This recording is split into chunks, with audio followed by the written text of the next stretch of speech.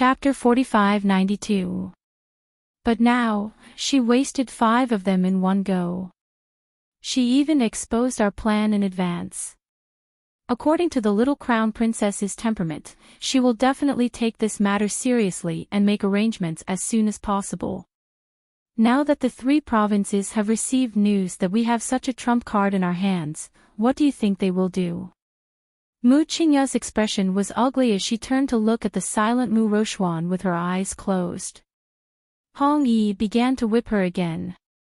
Mu Xiaoxue had a pained expression as she bit the handkerchief in her hand and murmured, "Sister, sister, don't hit her anymore." Hong Yi suddenly turned around and smiled seductively at the little girl. Hong Yi patted the whip in her hand and tilted her head to look at Mu Xiaoxue coquettishly. "Why don't you do it instead? You two have such a deep sisterly relationship. Take 2 lashes for your sister and fulfill your fate." Mu Xiaoxue froze in place. Hong Yi gave a look to the Heavenly Fate sect disciples beside her. Those disciples stepped forward and tried to grab Mu Xiaoxue's arm. Mu Xiaoxue screamed in fright and knelt in front of her mother's chair, burrowing into her arms. "Mother, mother! What are you doing?" Mu Qingya was like an angry lioness as she immediately shielded Mu Xiaoxue in her arms and slapped away the hands of the Heavenly Fate sect disciples.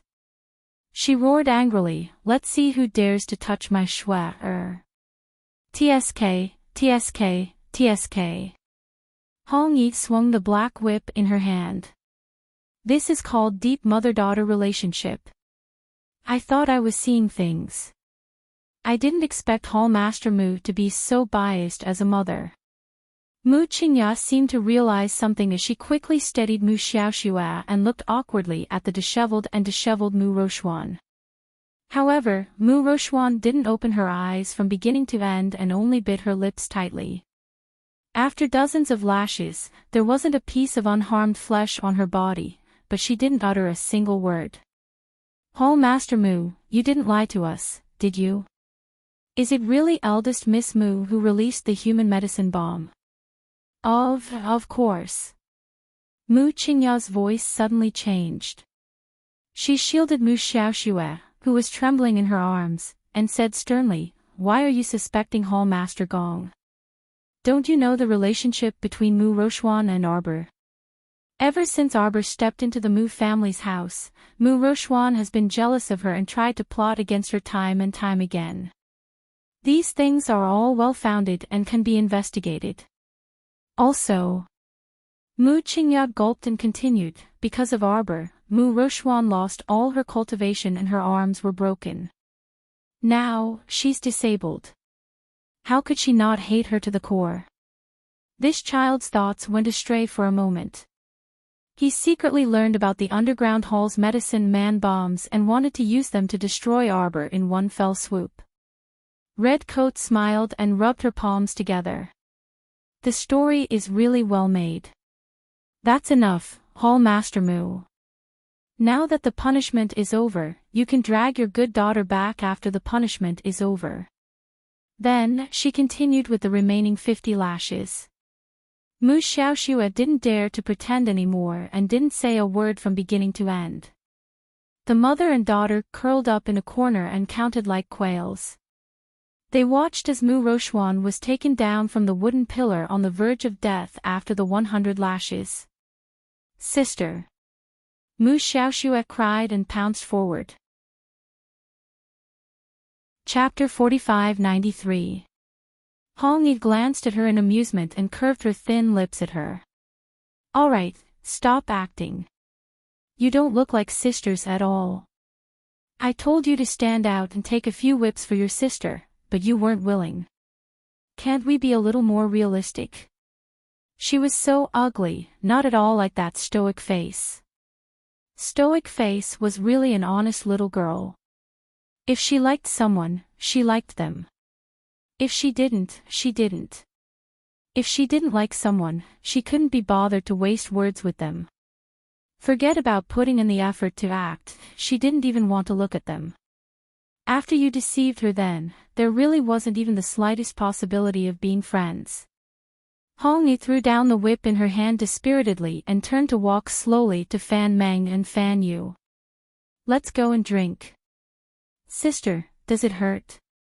Mu Xiaoxue sat at Mu Rochuan's bedside and wiped her tears with a handkerchief from time to time.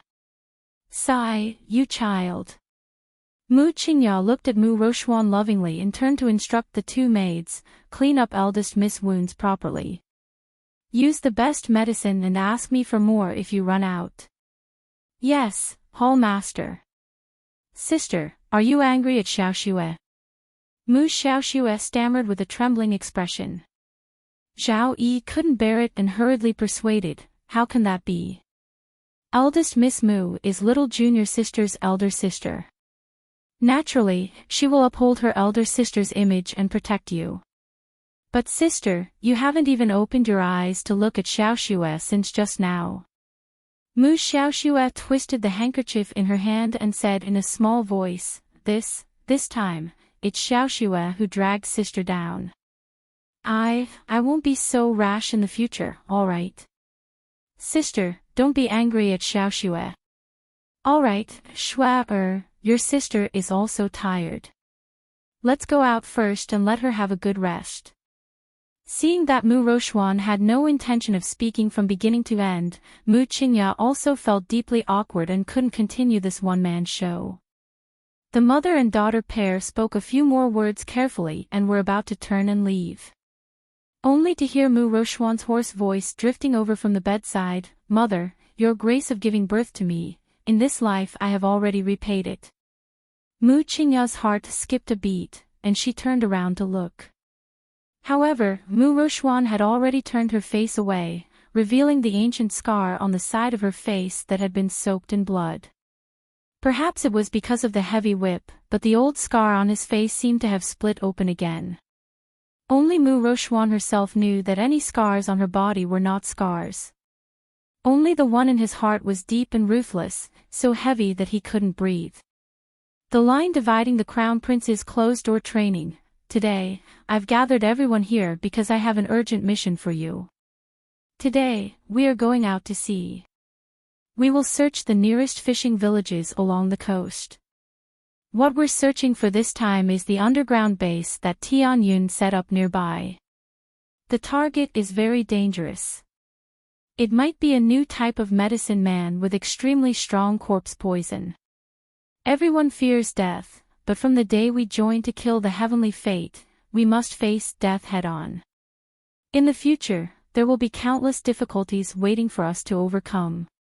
Today is just the beginning. When Arbor, Duanyu, and the others arrived at the military field, Air Rome had already finished his impassioned speech. Leading a group of people, Mayas was currently distributing life-saving pills and some weapons to his subordinates. Chapter 45-94. Arbor walked over and glanced at the group. Suddenly, he paused and calmly walked towards the karst cave. After entering the karst cave, he looked left and right to make sure there was no one around. It was only then that Xiao Mu waved her hand, releasing several figures. Qi Xianxian giggled as she pounced forward and hugged him. My Jojo, long time no see. Look, have I changed? You've leveled up, Arbor said expressionlessly. Ha ha ha ha ha, Qi Xianxian laughed with her hands on her hips. Not only have I leveled up, my spiritual sense has also improved greatly. I am now a level 12 great spiritual master. How is it? Very good, Arbor nodded. Little Fatty ran forward with his belly bulging. He asked with a puzzled expression, Jojo, why did Chocho tell me that you found a long-lost brother for me the moment I came out? Arbor's mouth twitched. He glanced at this fellow's bulging belly. After a moment of silence, he said, I'll let you guys go to the Tianji mystic realm to see my fat senior brother. Chocho was such a scammer. He actually told little Fatty that his fat senior brother was his relative. Jojo, you found a senior brother? Yes. Not only that, I also found many of the Xuanji school's first-generation disciples, Arbor said calmly. You can meet many new friends this time. That's great. Qi Xianxian chuckled. I love meeting new friends the most. Mata rubbed his chin and smiled wretchedly. As for me, I love following Jojo around and robbing people. Don't you know how to speak? What robbing people? When has Jojo ever done such things? Qi Xianxian glanced at Mata and corrected him. This is called upholding justice. That's right. Arbor expressionlessly turned and walked out. His slightly raised lips showed that he was in an extremely good mood. Just as he reached the entrance of the karst cave, he met Fairy Yellow Crane who was looking for him. Little Yellow Crane said excitedly, I heard that you guys are planning to find the underground base of Heavenly Fate. I'm going too. I have to go too. Alright, bring Wang Yen and Xiao Chao along. Arbor thought for a moment and said, the things we need to deal with this time might be a little tricky. When the time comes, if there's any danger, stay on the ship with the pharmacists. Don't come down recklessly. Huang He nodded repeatedly. As long as he could take her on the road, she would agree to anything. Jojo, the ship we came on doesn't seem to be big enough to accommodate so many people. If we don't use a boat and just use an air transportation spiritual artifact, I reckon that it's easy to get lost in the sea. There's a boat. Arbor nodded. It's big enough. The crimson firmament blue waves could hold as many people as they wanted. Arbor had personally tested the mutated space inside the ship, and it was almost endless. Therefore, there was no need to think too much about the movement of more than 30,000 soldiers. Huang He followed behind her. His eyes brightened as he grinned and said, that's good. Then Xian, little fatty Mata, you've all come out. Everyone smiled and nodded at her. Xian skipped forward and grabbed her hand. Little Yellow Crane, it's been a long time. How was it? How was your life in the Heavenly Pill auction? It was very fulfilling. Every day, I could develop pills with a group of like-minded pill friends. I didn't have to worry about the cost of materials. My days were simply too beautiful. Chapter 4595. Ahahaha. Fairy Huang He couldn't help but laugh out loud when she was pleased with herself. Qi Xianxian covered her mouth and chuckled. She patted her hand and said, Little Huang He, let's chat on the way. Okay. Huang He repeatedly said okay and waved her hand at Arbor with a smile. I'll go call little Super Peng and the others. Let's meet at the beach later. Okay. Qi Xianxian readily agreed and turned to look at Arbor. I see that little Huang He seems to be in better spirits. She doesn't even have time to drink water when she gets busy. Arbor said aloofly, she's fully immersed in refining pills, so she naturally won't remember other bad things. That's true. Qi Xianxian nodded and turned to glance at Mata and the others. Let's go. We'll talk after we get out. The appearance of Qi Xianxian and the others was very sudden. Before they set off, Ollie noticed that there was something fishy about them. He tugged at Yas's sleeve and pulled him to the side to whisper a few words to him. Ming Yasi looked in the direction his younger brother was pointing at and glanced at his younger brother indifferently. What's so strange about this? Ming Yasi said aloofly, it's not like this is the first time. This little stoic side would frequently have a few people disappear and a few more appear. He was already used to it. It was hard on Ollie to constantly stare at this cold-faced little stoic as if staring at her would cause problems. Don't provoke her. Ming Yasi glanced at him and warned, if you don't want to follow Akir to the northern desert to train, then speak less and do more. Ollie pursed his lips and grumbled in agreement. However, his eyes were still unwilling to give up and constantly stared at Arbor's side. Why was Big Brother so indifferent?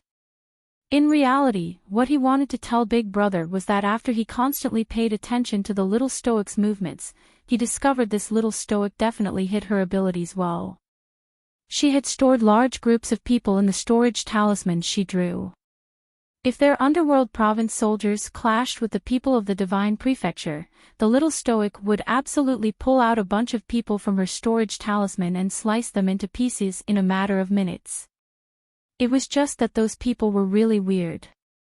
Something like a storage talisman wouldn't feel good staying inside. TSK, TSK. Ollie clicked his tongue and muttered to himself, "Don't suffocate in there." Who knew how long these people would stay in the storage talisman? Who knew what it would be like to stay in the storage talisman? It must be very painful. Arbor didn't know what Alex was thinking.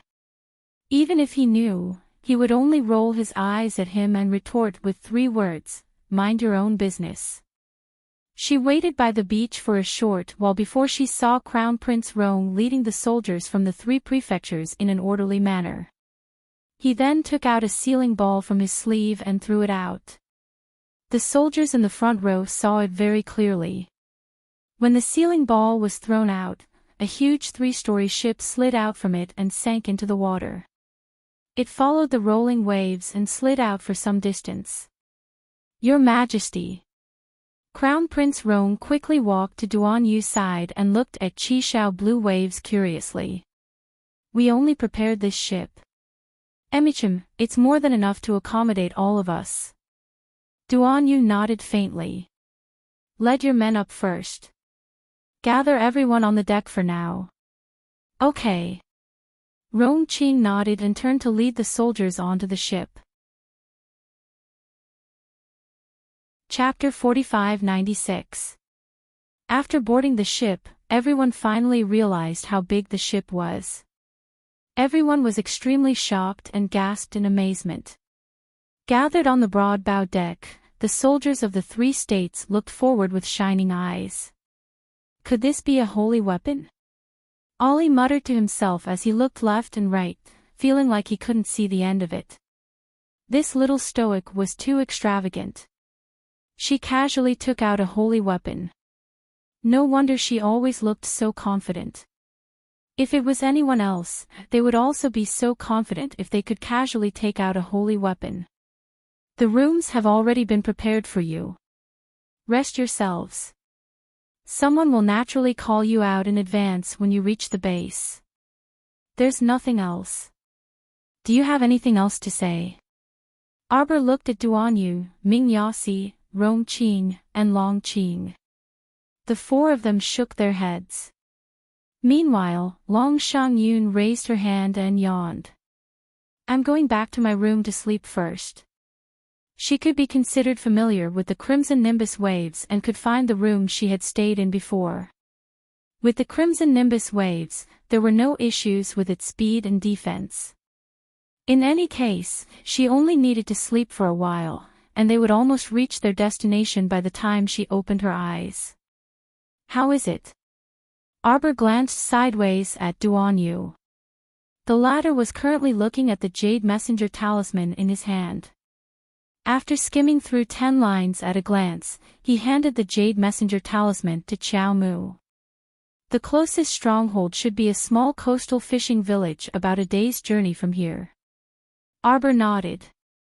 With the Crimson Nimbus wave speed, it should only take half a day. We should reach our destination by daybreak tomorrow. Okay. Duan Yu nodded with a grin and said, "Jojo, you've probably talked for several months today, right? You must be very tired. Quickly go rest." Arbor stroked his small face and nodded earnestly. "You're right. See you tomorrow then." Duan Yu chuckled. "Go then."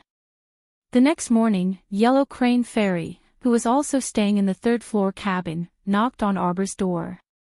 Arbor was washing up when he heard the urgent knocking on the door. He wiped his face and walked to the door. As soon as the door opened, Fairy Yellow Crane charged in, followed by the grinning Qi Xianxian. "Oh my god, oh my god. Jojo, do you know what happened last night?" I went to the deck to take a look today. There were schools of dead fish piled up on the side of the ship, and there were many things with broken limbs. While we were asleep last night, the ship was attacked by a school of corpse fish and underwater puppets. Do we need anything? Arbor glanced at her and asked. I'm fine. Fairy Yellow Crane was taken aback.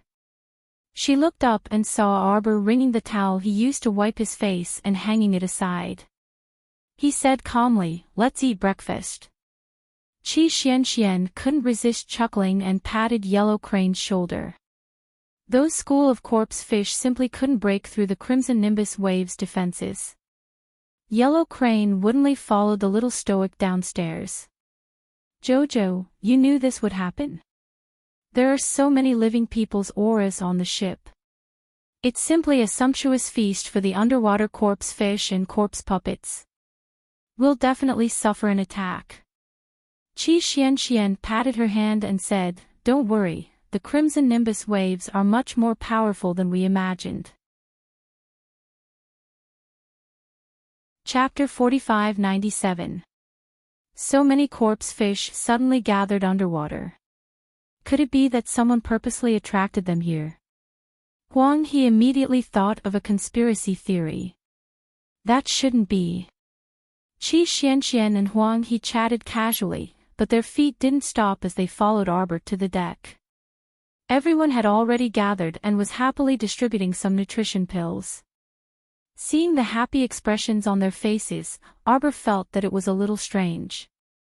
Instead of eating these cold pills, Arbor was actually more willing to eat a bowl of home-cooked rice porridge. Wasn't this more delicious? Qi Xian pursed her lips and said, "What's there to be happy about? Isn't it just a few pills? It's better to have a bowl of red braised pork." Arbor nodded in agreement. Huang He was speechless. The soldiers of the 3 prefectures probably wouldn't understand the world of a foodie. Oh right, Huang He, you should have advanced to a heaven-grade alchemist now, right? Huang He smiled bashfully and shyly tugged at the corner of his clothes. I shouldn't have reached the realm of a heaven-grade alchemist yet. After all, the pills I refine sometimes reach the heaven grade, and sometimes they hover around the earth grade. Sometimes it works, sometimes it doesn't.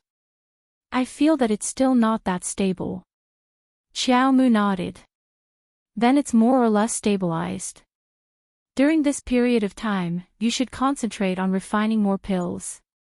After accumulating them for a certain amount of time, it will naturally break through that barrier and bring you to a higher place.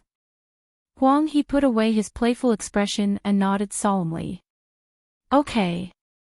Becoming a heaven-grade alchemist was one of her dreams, but she never thought that she would actually achieve it one day.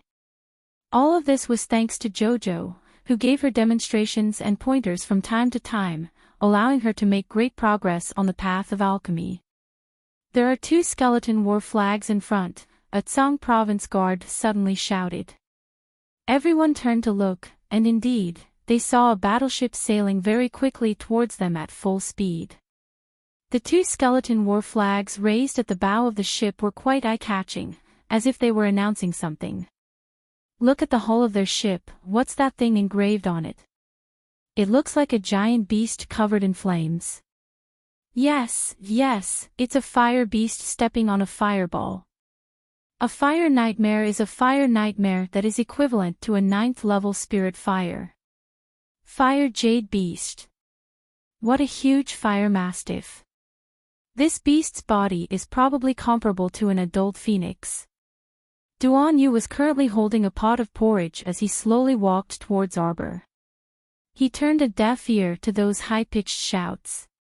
He came to Arbor's side and said with a smile, "Come and have some porridge. Colorful divine fish congee. It's delicious and fragrant. I guarantee you'll like it." Jojo's eyes suddenly lit up. Qi Xian, who was at the side, hurriedly followed after him. She had an expression that said, "Good things need to be shared with good friends." Fuck, that ship is heading straight for us. A team leader of the Shenzhou team standing at the front of the deck could not help but curse. With a wave of his hand, the members of his team all drew their bows and aimed at the ships that were rushing towards them. Duan Yu carefully scooped a bowl of porridge for the little girl and chuckled without even turning his head. Quickly drink it while it's hot. You can only fight when you're full. The little stoic's eyes shone even brighter. She picked up the porridge and drank a mouthful before blinking at Duan Yu and saying, "You're absolutely right." She would only have the strength to beat people when she was full. Thump. A dull thud was heard. Chapter 4598. The entire red nimbus blue waves stood steadily in the water and was not affected at all. On the other hand, the ship with the fire jade beast painted on it tilted and the hull shook slightly during the impact. At the front of the deck of the ship stood a young man in his early 20s. His face was sallow, his lips were pale, his eye sockets were sunken, and his eye bags were extremely deep. He was as thin as a match and looked like a tuberculosis ghost. This person hugged a plump and enchanting woman in each of his arms, teasing wantonly, his eyes full of evil thoughts. Under the impact of the ship, the young man hugged the two women, and his body also tilted forward a few times. A haze flashed past his eyes. Continue to hit. Young Master Duo. The middle-aged Captain Wu Qing frowned and reminded, "This ship looks extraordinary. Young Master Duo, better think carefully about whether you want to provoke it or not." After being hit by the fire jade ship, the ship did not move at all. How could it be ordinary? Moreover, young Master Duo Shanming was just out to play this time. There was really no need to get involved in this kind of trouble. If I ask you to continue, then continue. Stop talking nonsense. A trace of wanton madness flashed past the young man's eyes, and he laughed loudly. "Wu Qing, you better recognize who the master is." A trace of anger flashed past the eyes of the middle-aged captain named Wu Qing, but he seemed to have no way to deal with the young man. "Wu Qing, didn't you always brag to me that your ship is unrivaled in the River of Forgetfulness? Now why don't you show me if you really have the ability?" Wu Qing was very angry. He did say that in the entire River of Forgetfulness, there were very few that could be stronger than this fire jade ship. But he did not say that he had to seek death by hitting another treasure ship that looked even more extraordinary. Looking at the body of the opponent's ship, it was pure black with a faint flowing light. He did not know what kind of high-quality material was used to make it. At the moment of the first collision, the fire jade ship swayed a few times, but the opponent's ship did not move at all. Wu Qing naturally had the idea of retreating. What's more, the two sides didn't know each other in the first place, so why should there be such animosity between them? Wasn't this causing trouble for no reason? Duo Shanming's yellow eyes looked at Wu Qing beside him. "Why, are you scared?" "Ha, I didn't think that there would be a day when Lord Wu Qing would become a coward." Young Master Duo. Wu Qing glared angrily at Duo Shanming. "Go ahead. I'd like to see if there's anyone who dares to go against my Duo clan in the River of Forgetfulness." Duo Shanming's tone was so arrogant that Wu Qing couldn't help but frown. This Duo Shanming was an idiot from the Duo family. He liked to flirt with women and never did anything serious. Not long ago, because he had taken a fancy to his daughter, he had incited the Duo clan to propose marriage several times. Wu Qing did not agree, and thus completely offended this person. However, due to Wu Cheng's illustrious reputation at sea, the Duo family didn't dare to fall out with Wu Qing for Duo Shanming. Why is it him? The Long siblings, who had rushed to the deck of the Scarlet Firmament Blue Wave ship, were finally able to clearly see the people standing on the Fireworm ship. The two of them couldn't help but frown. Who is it? When the little stoic saw their strange expressions, she turned to look at them and asked. It's Duo Shanming from the Duo clan of Forgetfulness. Long Shangyun looked at the person on the ship with a complicated expression. Eldest brother, why is Duo Shanming here? Chapter 4599. Long Huan's expression was also very unsightly. When he turned to look at Arbor's expressionless face, his emotions fluctuated, and he hesitated on how to open his mouth. Just say it. The little stoic glanced at him. Is he a brainless disciple of some noble family in Wangchuan? Long Huan's big head nodded with difficulty. From the looks of it, weren't Duo Shanming's actions the perfect example of a brainless noble child? Who in their right mind would order someone to steer a boat and crash into someone else without any reason? Even if he didn't think for others, shouldn't he think for his own life? What if he couldn't crash or both sides suffered, and both ships sank together? At that time, would he want to fly back or something? I see that this person's complexion is waxy yellow, which is a sign of damage to his liver and gallbladder meridians. His lips are pale, his limbs are weak, his eyes are lifeless, and his eye bags are extremely deep. His eyes are filled with a lustful light. I reckon he's a natural overindulgent person. How is he different from an animal if he's born without being able to control his emotions and body? Soaking in a pile of women every day, his body is incomplete, and his liver, meridians, and lungs are on the verge of necrosis. He must be tossing and turning every night in the wee hours of the morning, and his heart and lungs will beat rapidly. He will undoubtedly die within 2 months. Cause of death, wind. Everyone, they silently looked at each other and were powerless to ridicule again. They could only respond to the little stoic's icy and emotionless medical analysis with various expressions. Duan Yu twitched his mouth and nodded repeatedly. Is there a way to save him? There isn't, the little stoic replied coldly. Then that's good. If we kill him now, we'll be sending him to meet the King of Hell 2 months in advance. Duan Yu nodded with a grin. Jojo, how about I go kill this punk? Arbor shook his head. Dirty.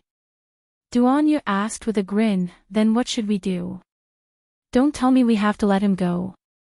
The little stoic expressionlessly took out the heart of misfortune from her sleeve. This ship can be considered sturdy. The little stoic said coldly, even if we don't use it in the future, we should be able to disassemble it into many rare weapon refining materials. Jojo, you're so smart. Duan Yu held back his laughter and nodded repeatedly. Are we going to call them in together with the ship? The little stoic nodded. This is very appropriate. Little Tai Sui silently rolled its eyes. There are 2 transcendent state experts on that ship. It won't be easy to take them into the heart of misfortune. Arbor blinked, turned around and called out, Chin Chi. I'm coming. Second sect leader, do you have any orders? Is there a way to deal with the transcendent realm experts on the opposite ship? Second sect leader, you just need to do what you need to do. If those ignorant fools insist on jumping out to court death, then we will smack them all to death on behalf of the second sect master. Xiao Mu nodded and tossed the heart of misfortune out with a wave of her hand. Long Shangyun and Long Huan looked embarrassed. They stared at Arbor's back and murmured, cousin wants to. The pitch-black heart of misfortune swirled in the air. It suddenly jumped above crimson firmament blue waves. Duo Shanming, who was arguing with Wu Qing, suddenly felt the ship violently shake a few times. He almost accidentally threw out the 2 seductive women in his arms. Young Master Duo. The 2 beauties couldn't help but exclaim and hastily hugged Duo Shanming's waist.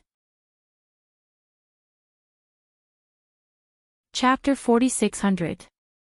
In the blink of an eye, they saw a black round bead leaping to the side of their ship's mast. A faint black light suddenly shrouded them. Duo Shanming's legs were slightly weak. Suddenly, he felt an irreversible force covering his body. It inexplicably pulled him forward a dozen steps. Young Master Duo. Wu Cheng was quick to react. He hurriedly waved his sword to block his way. But at this time, the clear light in Duo Shanming's eyes was completely annihilated. He seemed to only be able to see the black bead that was full of summoning power in midair. The bead slowly rotated above everyone's head. In just a short moment, Wu Qing discovered with a horrified expression that the entire fiery nightmare ship seemed to have been pulled out of the water by someone. The hull of the ship tilted slightly as it left the water surface inch by inch, giving off a terrifying suction force as it was sucked towards the area covered by the black light. Not good. Wu Qing decisively pulled out his sword and stabbed it through the deck of the ship, injecting all his power into it. Only then did the fiery nightmare ship, which had left the water surface, stabilize slightly. The entire ship stiffened and stood half above the water surface. Elder Liang, elderly, what are you still standing there for? Quick, come and save me. Duo Shanming was awakened by the sound of the sword stabbing. Sensing the danger, Duo Shanming was so frightened that he couldn't care less about the two beauties. He directly reached out and pushed them away, running towards the cabin. Elder Liang, elderly. Duo Shanming felt a little scared at this time. When he was in high spirits and ordered people to ram the ship, he didn't expect this at all. At the end of the cabin, the small window was broken from the inside out. Two vigorous figures suddenly appeared beside Duo Shanming. One of them stretched out his palm and pressed down on Duo Shanming's body that was involuntarily uprooted from the ground, stabilizing him on the deck. Young master, don't panic. Let this old man come and help you. Duo Shanming was slightly relieved. Just as he calmed down, he couldn't wait to clamor at Qi Shao Zhanglang. Who are you? How dare you play tricks on me? Do you know who I am? I'm famous in Wangchuan. Bang. Bang. After two loud noises, several people descended from the sky and landed directly on the deck of Huo Wu's ship. Without saying a word, they attacked Elder Liang and Elderly. The two transcendent state elders' eyes froze, and they could not help but curse in their hearts. What was going on? The five people from the other side were all on par with them. Since when did the River of Forgetfulness have so many transcendent god stage cultivators? Didn't everyone need to go to the sanctuary to be reborn? What great prospects could they have by mingling in the three continents and the land of forgetfulness? Elder Liang and Elderly were forced to retreat. Under the joint attacks of the five transcendent realm experts, the two of them basically lost the ability to fight back. In the end, he could only abandon the ship and was chased by the five people, forcing him out of the fiery nightmare ship. Duo Shanming, who had lost the protection of two transcendents, was like a pheasant whose feathers had been plucked. He could not resist at all. Under the black light of the heart of misfortune, Duo Shanming was the first to be sucked in. Arbor controlled the heart of misfortune in his hand and frowned. It seems it's a bit strenuous to swallow that ship. It's fine. Just nibble and swallow slowly, Duan Yu encouraged with a smile. Adjust the time tomorrow. Chapter 4601. Lord Wu Qing, run for your life. Wu Cheng's pupils shrank as he stared at the black pearl in the air. His heart couldn't help but beat wildly. Just now, he had witnessed with his own eyes how young Master Duo Shan was sucked into that strange black bead without any room for resistance. Five experts suddenly appeared on the ship, completely entangling Elder Liang and Elderly. It's the power of the God Domain. God Domain. It's the God Domain, a refined God Domain. The people on the ship panicked. Wu Cheng's body tensed up into a straight line. He had indeed thought that a person who was able to possess such a treasured vessel that was like an iron bastion would definitely not be an ordinary person. But how could he have expected that the other party would throw out a refined secret realm the moment he made a move, intending to suck them in together with the ship. The light emitted by the Heart of Misfortune suddenly shrunk rapidly. Wu-Ching only felt that he couldn't stand steadily. The entire ship trembled violently due to an extremely strong suction force. A huge sense of danger followed. Wu-Ching had no choice but to make a very difficult choice: abandon the ship and escape. Jump! Wu-Ching shouted loudly, turned around, and jumped into the water. After a loud splash, his body fell heavily into the sea. When the surrounding corpse fish saw this, they all swarmed toward the people who had fallen into the water. Suddenly, the sound of fighting and cursing came from the water, accompanied by heart-wrenching cries. Wu-Ching hurriedly twisted the defensive ring and opened the defensive barrier. Dozens of small zombie fish with sharp teeth swam toward him, moving as fast as an arrow. Wu-Chang's eyes widened. The long saber in his consciousness naturally flew out to protect its master. He couldn't care about anything else now. The most important thing was to protect the majority of the fireworm squad. There were more than a dozen people who fell into the water with Wu-Ching.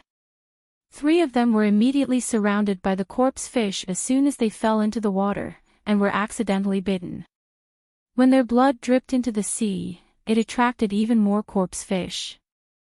The 3 people were surrounded by the corpse fish.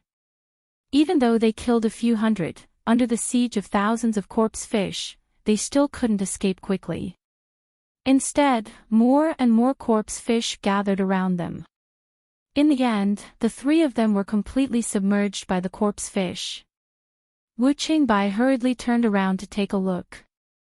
With a pained expression, he angrily shouted, "Let's go." He immediately led the remaining 8 or 9 brothers and fled in the opposite direction.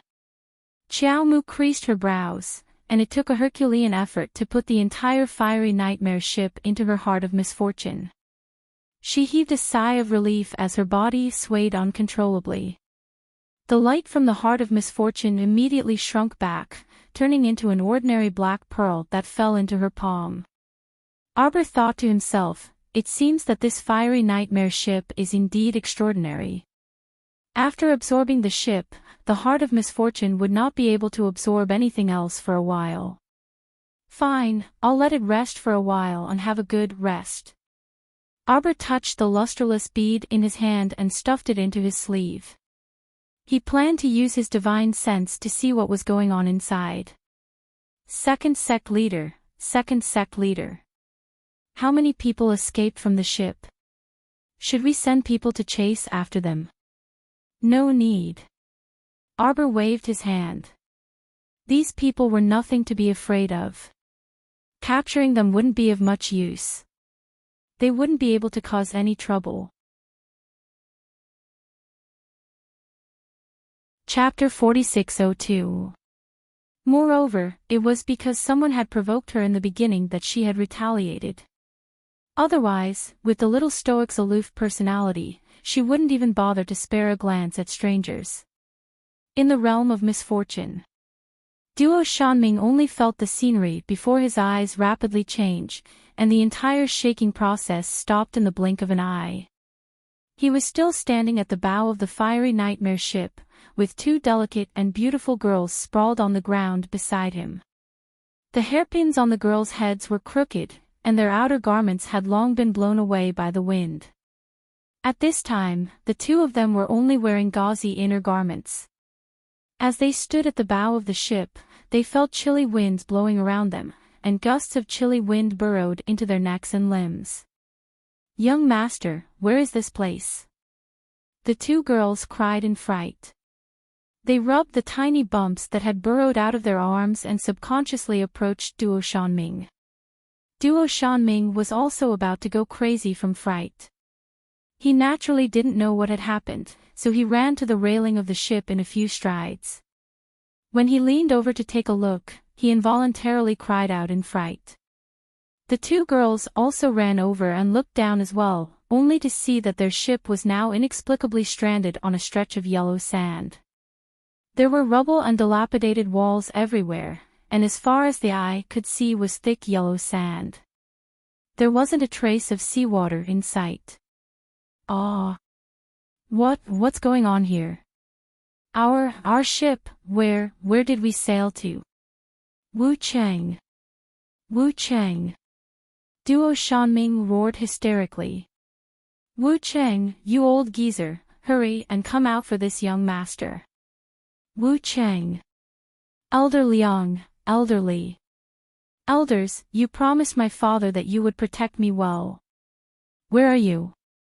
After Duo Shanming roared a few times, he didn't see any trace of Wu Qing, so he naturally didn't see Elder Liang and elderly. Instead, he roared out a dozen shivering boatmen. Those ordinary boatmen were extremely terrified, even more terrified and astonished than Duo Shanming. Their eyes were fearful as they looked at the thick sand around them. They looked at the dried sand and rocks in front of them, as well as the piles of small rock fortresses. Young Master Duo. Young Master Duo, where are we? Young Master Duo. This seawater. Where's the seawater? Duo Shanming was also flustered, but what made him even more flustered was that Elder Liang, elderly, and Wu Qing were all absent. What was he going to do now? What should he do? There's someone there. One of the boatmen suddenly pointed to the front and shouted. The speed at which the person approached was extremely fast. In just a short moment, 5 figures approached the hull of the ship. With a leap, the 5 men nimbly flipped onto the ship and landed steadily on the deck. The 5 people's eyes were sharp as they stared coldly at Duo Shanming. Duo Shanming was surprised and delighted. He hurriedly stepped forward and greeted them with a smile. Brothers, may I know where this place is? Een Mountain Ghost Domain. Hell on Earth. The place where your bones are buried. Duo Shanming's eyes immediately widened and he subconsciously took a step back. You, who are you? Do you know who I am? Following Master's orders, I am to take over the supervision of everyone and everything within the fireworm ship. Check the supplies. The young man who spoke coldly raised his hand, and the other 4 people quickly rushed into the cabin. What are you doing? What are you doing? The 2 girls impatiently wanted to follow in, but the young man stopped them on the spot with a cold look. Chapter 4603. The 5 young men looked very ordinary, but their murderous aura was very sharp. Their clothes had been blown by the wind and sand for a long time, and the specific color could no longer be seen. Everyone's eyes were very sharp, as if a chill was going to come out from their eyes, flickering with cold light. In just a short moment, many of the materials in the cabin had been counted and sorted into boxes. The leading young man took out a storage talisman and put everything in it. Then he turned his head and glanced at Duo Shanming coldly. Under the orders of the master, I will temporarily take over the task of guarding you. Now, everyone, stand here. Men and women stand separately. Hurry up. And the few people hiding in the cabin, don't hide, all of you come to the deck. Young master. The 2 girls cried and grabbed Duo Shanming's arm. Now that Duo Shanming could barely take care of himself, how could he have the leisure to care for a beautiful woman? He hurriedly threw their hands away and cried out in panic, Brothers, I am the young master of the Duo clan of Wang Chuan. What do you want? Materials. Money. I have all of these. I can give all of them to you, but I beg you to show me a way out. The 5 young men ignored him and one of them stepped forward and grabbed Duo Shanming. Seeing that the situation was not right, Duo Shanming made up his mind and his eyes were filled with anger. Just as he summoned a weapon from his consciousness, he saw his spiritual weapon being grabbed by an invisible giant claw and thrown far away. Dong! It hit the deck of the bow. How could this be? Duo Shanming was stunned, and his face was distorted as he looked at the spiritual weapon. He desperately used his spiritual sense to summon it back. Oh, don't waste your energy. Recognize the reality. In this place, it is useless no matter how powerful your cultivation is. A young man sneered and said, "Young master duo of the Wangchuan dragon clan, right?" He went up and slapped Duo Shanming's face. Duo Shanming was so dizzy that he almost slipped and fell to the ground. The two girls did not dare to speak. They trembled and squatted at the side, biting the corner of the silk, and their eyes were full of panic. This slap is to teach you a lesson for not knowing the immensity of heaven and earth and for being disrespectful to master. Stand properly. Men and women, stand on one side. Do you not understand human language? A few women and 2 or 3 children who wanted to cry but didn't dare to cry out loud were hurried up from the lower cabin. They should be the family members of some boatmen. They trembled as they stood on both sides. The boatmen's eyes were filled with fear as they cowered behind Duo Shanming. Duo Shanming was also panicking. He pushed the boatman next to him and said, "You stand over there." Husband. Father. The cries of women and children followed. The boatman lost his footing and fell to the ground with a plop, coincidentally landing at the feet of a young man. The man was so scared that his whole body trembled, and he cried bitterly in his heart, "My life is over." However, the young man only lowered his head and glanced at him. Then, he said indifferently, "Stand over there. Stand properly." "Yes, yes." The group of people stood on the deck timidly and looked at each other without knowing why. They didn't know why they were made to stand here, and they didn't know what they were waiting for. Chapter 4604. Not long after, the young man in the lead cupped his hands and bowed towards the southeast. "The boatmen and their families on this ship, please stand in the middle." The young man then turned around and said to the crowd. The boatmen and women were all frightened. They quickly knelt down and kowtowed with an inexplicable look on their faces as they exclaimed, "Spare us, please spare us, master. Don't kill us, don't kill us." The shouting suddenly stopped. A few young men walked forward and gave them some spirit coins and silk. Then, they said, "Under the orders of our master, we're here to give you some money to calm you down. This has nothing to do with you. We just caught you by mistake." The young man said, "Don't panic. You'll be able to leave soon." The boatmen were stunned.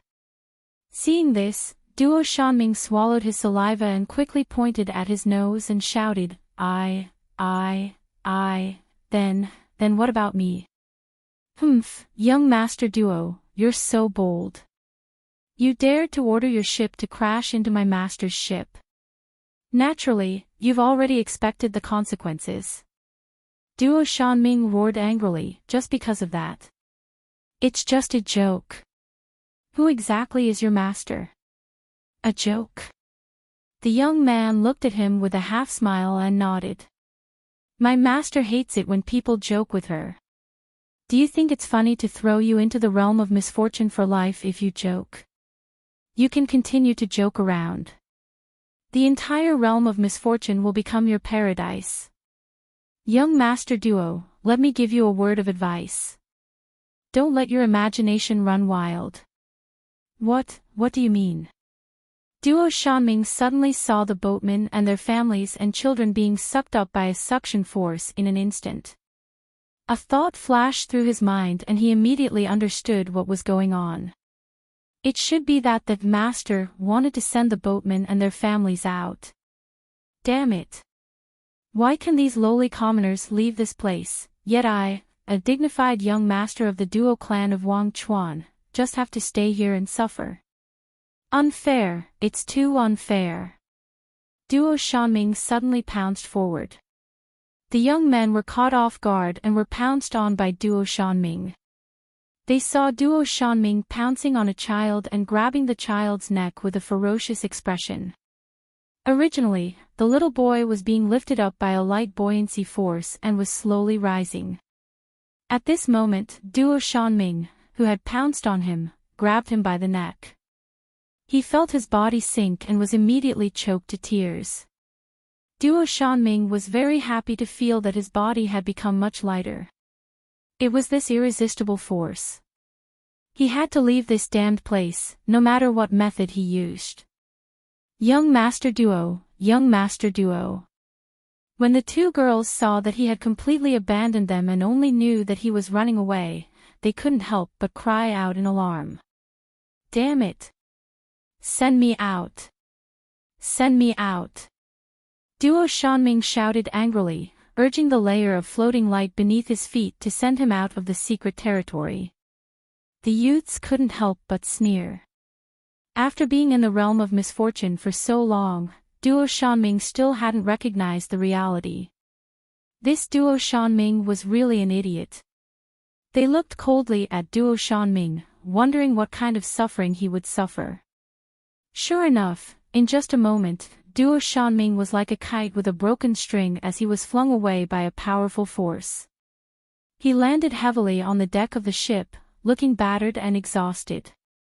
The spirit weapon that was originally stuck at the bow of the ship suddenly jumped up. Chapter 4605. Duo Shanming's expression changed drastically, and he was about to reach out to catch his saber. However, that spirit weapon was completely out of his control and fell straight down, scaring him into scrambling backwards. The saber landed between his legs with a clang, scaring him into pissing his pants. His eyes rolled back, and he almost fainted. When those boatmen regained their senses, they suddenly heard the sound of crashing waves. When they focused their eyes, they simultaneously returned to a spacious deck, and before them was a vast expanse of mist. The azure sky and white clouds, along with the sea breeze that assailed their faces, made them excited. They were back, they were finally back. It was no longer that scene of yellow sand and thick soil with wind-dried broken walls and ruins. The boatmen only felt like they had walked through a dream and circled the gates of hell before returning to reality in a split second. They were endlessly sad and joyful. No need to panic, everyone. I've already prepared a ship for you. Please follow me. A gentle voice entered everyone's ears. The boatmen looked back and saw an elegant and handsome young man. They immediately thanked him obsequiously and followed him in a single file. Arbor stood in front of the railing on the second floor as she watched vassal Prince Rong leave with his people. She softly muttered, truly an undeserved calamity. It's fine. Duan Yut smiled faintly and said, just have someone send them back to their village. Can you leave the rest to me? No need to worry. Arbor blinked and nodded. However, she secretly cursed in her mind, I have to be more careful in the future. Don't bring disaster to innocent people and bring misfortune into the realm of misfortune. If she hadn't discovered it in time, those normal people might have lost their lives. That would be very inappropriate. Don't blame yourself too much. Give them some compensation, and they'll definitely be happy. Ding Yun turned to look at her and said with a faint smile when he saw the little stoic's gloomy expression. The little stoic leaned against the railing and propped up her chin with one hand as she watched the slowly departing passenger ship. Rong Qing's movements were very swift. She had already arranged the ship and people to send them off so quickly. You don't understand. After a long time, so long that Duan Yu and Ding Yun thought that the little fellow wouldn't speak, she suddenly spoke. Humph. You people in positions of power have never suffered any hardships in your lives. Naturally, you don't know what the mentality of the people at the bottom are. Some injuries. Arbor seemed to have thought of something. He sneered and said indifferently, it's useless no matter how much compensation you give me. Duan Yu was startled as he recalled his and Lian's conjecture. Perhaps this little girl really did have a past life. Duan Yu was not surprised by her words at all. Young Master Ding didn't know that. Instead, he couldn't help but laugh when he heard that. He turned his head to look at her and said softly, "You make it sound like you used to be at the bottom." According to the investigation, the little girl's life experience was actually quite rich. She was accepted into the Holy Water sect at the age of 7 and became the crown princess at the age of 15. With the Holy Water sect taking care of her in the front and Mo Lien taking care of her in the back, she probably wouldn't be living at the bottom. Arbor looked into the distance and muttered to himself, "It can't be repaired." His eyes were fixed on the sea surface in the distance. The seaside fishing village is up ahead. Ming Yasi strode over. When he saw Duan Yu, who had turned around, he threw him a cold glance without the slightest trace of politeness. "What are you guys chatting about here? Are you planning to continue dawdling? Let's set off." Chapter 4606. When Arbor looked up, he saw Long Qian and Long Shangyun quickly walking up behind the two brothers, Ming Yasi and Ollie. Both of their expressions were a bit odd, and they looked like they wanted to say something but were hesitant. "What is it?" Arbor absent-mindedly glanced at the two of them. Long Shangyun took a deep breath and inexplicably stuttered, Just now. The round bead could it be a refined mystic realm?" You caught that fellow from the Forget Chuan Duo clan." Long Shangyun didn't understand why, but when she looked at the little stoic's cold and aloof face, her words lacked confidence. "You want to plead for that trash?" Arbor brusquely swept her a glance. "Who is he to you? Husband?" "Of course not." Long Shangyun's small face flushed red, and she indignantly shook her head and said, "He's merely a libertine from the Forget Chuan Duo clan." How could I take a fancy to that kind of person?" "It's best if you're not." Arbor expressionlessly interrupted Long Shangyun and coldly said, "This person is audacious and presumptuous, provoking us for no reason. Since he can't restrain himself, then let reality teach him how to behave." Long Shangyun choked on her words.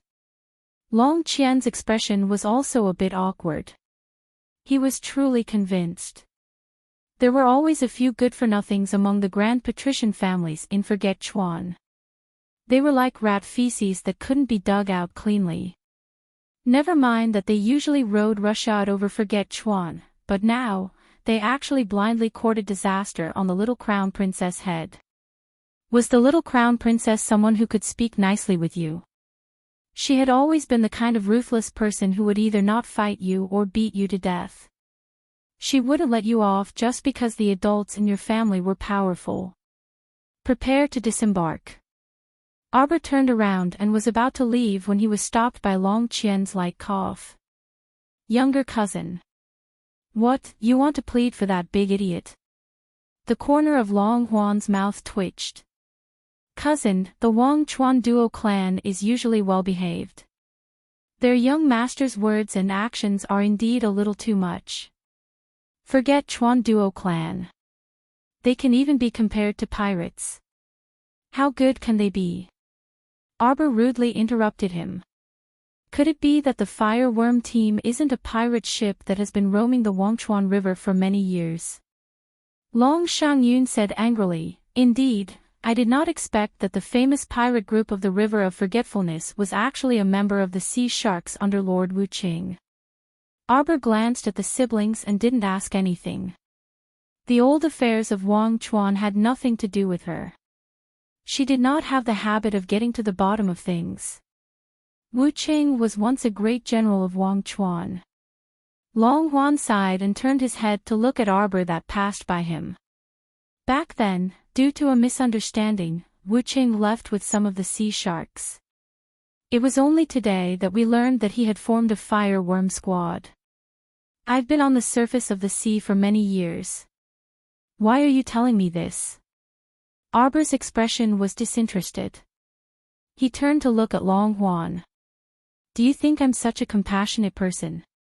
Whether other people are doing well, whether they are pirates or not, what they have done, it has nothing to do with me. Especially the trivial matters of Wang Chuan, they have nothing to do with me. The path was chosen by oneself. How one walked was also chosen by oneself. Since he chose the path of pirates, his hands must have been stained with the blood of many normal merchants.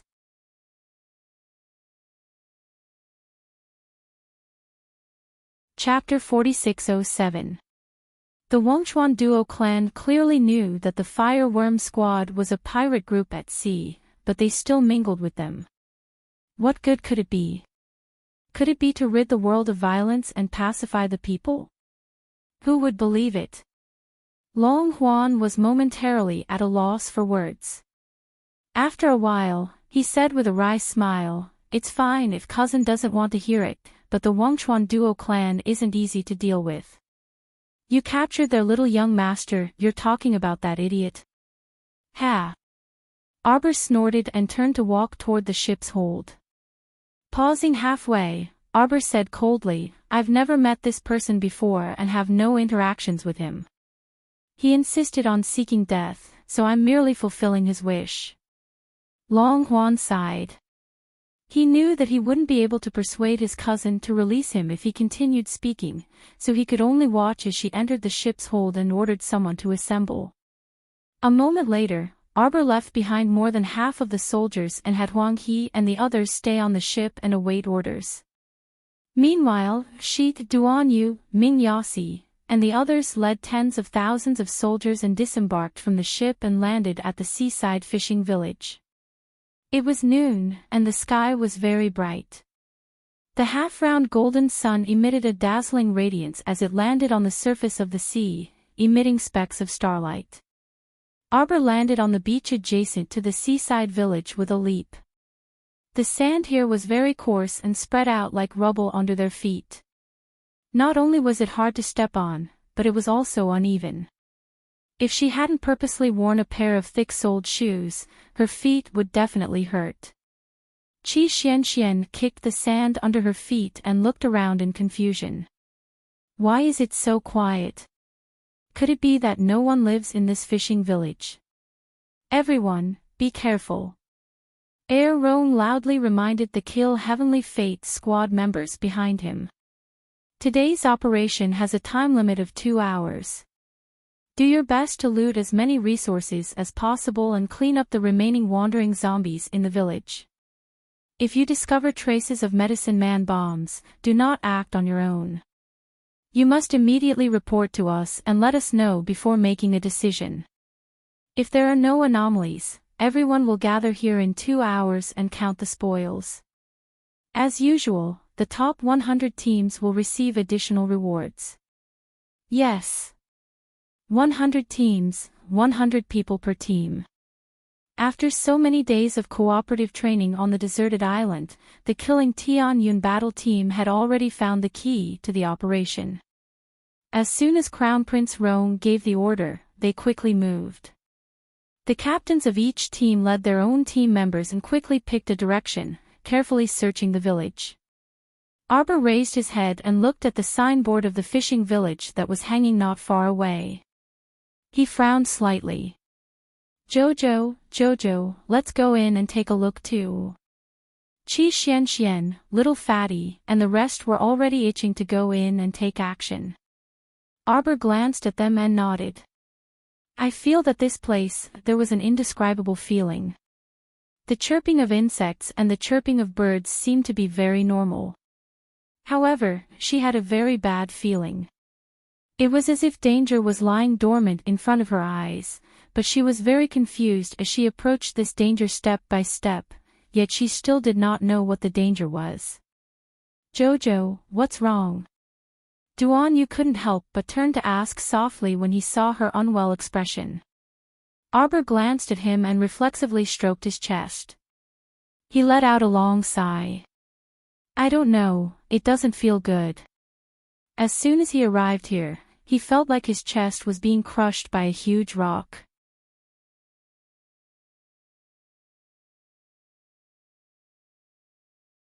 Chapter 4608. That huge rock pressed down on her chest, making her feel an inexplicable sense of discomfort.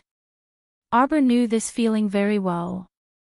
In her previous life, whenever danger came, she would always have a premonition. Just like the current situation. Qi Xuanxuan's expression was solemn, as if she was facing a great enemy. She crossed her arms in front of her and looked around cautiously. "Jojo, are we still going in?" Everyone looked at her and could not help but twitch their mouths. She seemed to have a mysterious confidence in Jojo. Once Jojo said that he sensed danger, she would immediately believe him and put on a serious expression, as if a lion would jump in front of them. Cough, cough, Xian. Little Fatty pulled his wife's hand back embarrassedly. What? Qi Xuanxuan's face remained guarded.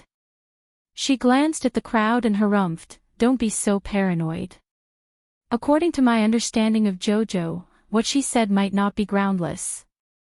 Jojo's intuition was so accurate that it made people's hair stand on end. In short, they had to be alert at all times in case of an emergency. Let's go in and take a look. The 100 teams to kill the Heavenly Fate had already entered, so it was naturally impossible for Qiao Mu to stay outside with her people and wait for news.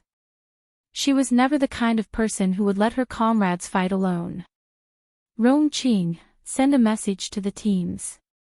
Tell them not to move when they encounter something they cannot identify. Send a message to us. Crown Prince Rong nodded.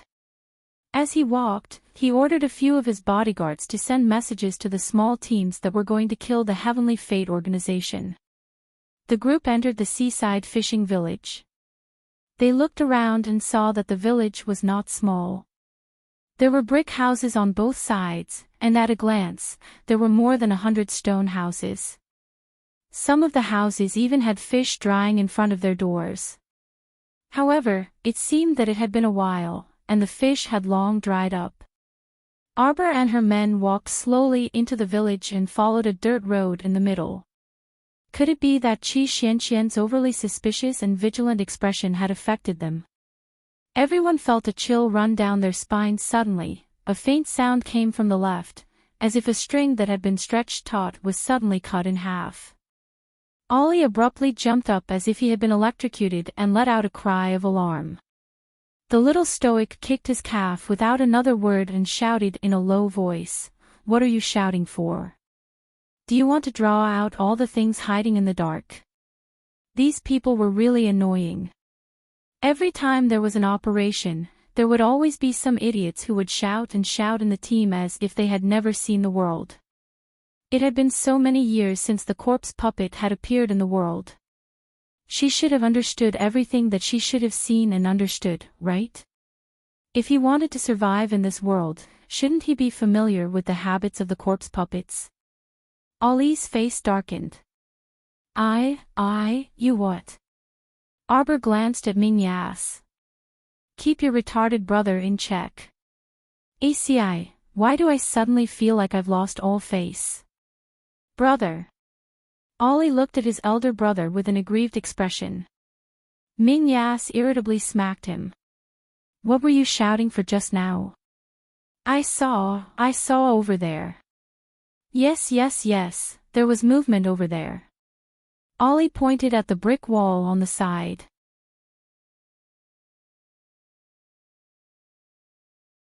Chapter 4609. Everyone looked in the direction of his finger and saw a skinny rat crawling out from behind the brick wall. It flapped its wings twice and then burrowed back into the crevice. This time, everyone turned their heads and looked at Ollie as if they were looking at an idiot. Mingyas's handsome face was completely black, and he grumpily shouted at his younger brother, "Don't be alarmed if it's nothing. Look carefully first." This was simply humiliating to death. His dignified younger brother, Ming Province's crown prince, was actually scared into such a panic by a rat that didn't even have 2 tails of meat. This was simply unbecoming. Ollie knew that he was in the wrong, so he sullenly shrunk his neck and sneaked a peek at the expressionless little stoic. After this stoic face entered this place, he didn't know if it was his misconception, but he felt that she was even colder than usual. That small face was eerily cold, and when her gaze swept past him, he could practically feel the ice shards pulsating faintly within. Ollie shrunk his neck, but he felt a chill invade his entire body. This stoic face was too frightening. What did she look like? She was like a moving jade ice statue that only knew how to move forward, and her eyes didn't reveal the slightest bit of tenderness. Everyone stealthily peeked at the silent little stoic and silently warned themselves, the little stoic's mood is definitely not good right now. Don't provoke her no matter what, lest they become the next cannon fodder after Ollie. Everyone's advancing speed slightly increased. After entering the village, they followed the dirt path forward. After walking for about 4 to 5 minutes, several forks appeared in front of them. How does the group move? The little crown princess suddenly asked. Rong Qing looked down at the jade messenger talisman. There are probably over 1,000 people living in this fishing village. There's also a forest and spacious farm behind the village. Our group split up and moved out. Rong Qing pointed at a group of people that had circled out from behind the brick house. There are 10 groups left here to search from house to house. The other groups are advancing towards the forest and farm behind. That area is a bit spacious, and it's said that the farm is quite large. Then let's go to the forest and take a look, Arbor said indifferently as he glanced at the stone house behind him. There were so many houses here. 10 teams should have enough people to stay behind and search. It was mainly because she had a feeling that something was going to happen in this fishing village. Just as everyone was heading into the forest, they suddenly heard a sharp whistle. Hearing this voice, everyone couldn't help but tense up. The whistle was ear-piercing, but it was also very sobering. When Arbor heard it, his face immediately changed. How is it? Duan Yu noticed her abnormal expression and hastily asked, did this sound injure your divine senses? Arbor shook his head. I'm fine. However, Long Shangyun, who was standing at the side, couldn't help but sway. A trace of blood trickled down from the corner of her lips, but she didn't even notice it. Shield your own conscience. Duan Yu instructed gravely, this whistle is harmful. Arbor was very familiar with this whistle. He had heard it more than once when he entered the underground village. There's an ambush here. Arbor finally realized what he was panicking about. Activate the defensive barrier. As it turned out, it was the people of the Providence Empire who had planted the human bombs. They had predicted that they would come to eliminate the human bombs inside the village. Hence, they set up an ambush here from the start.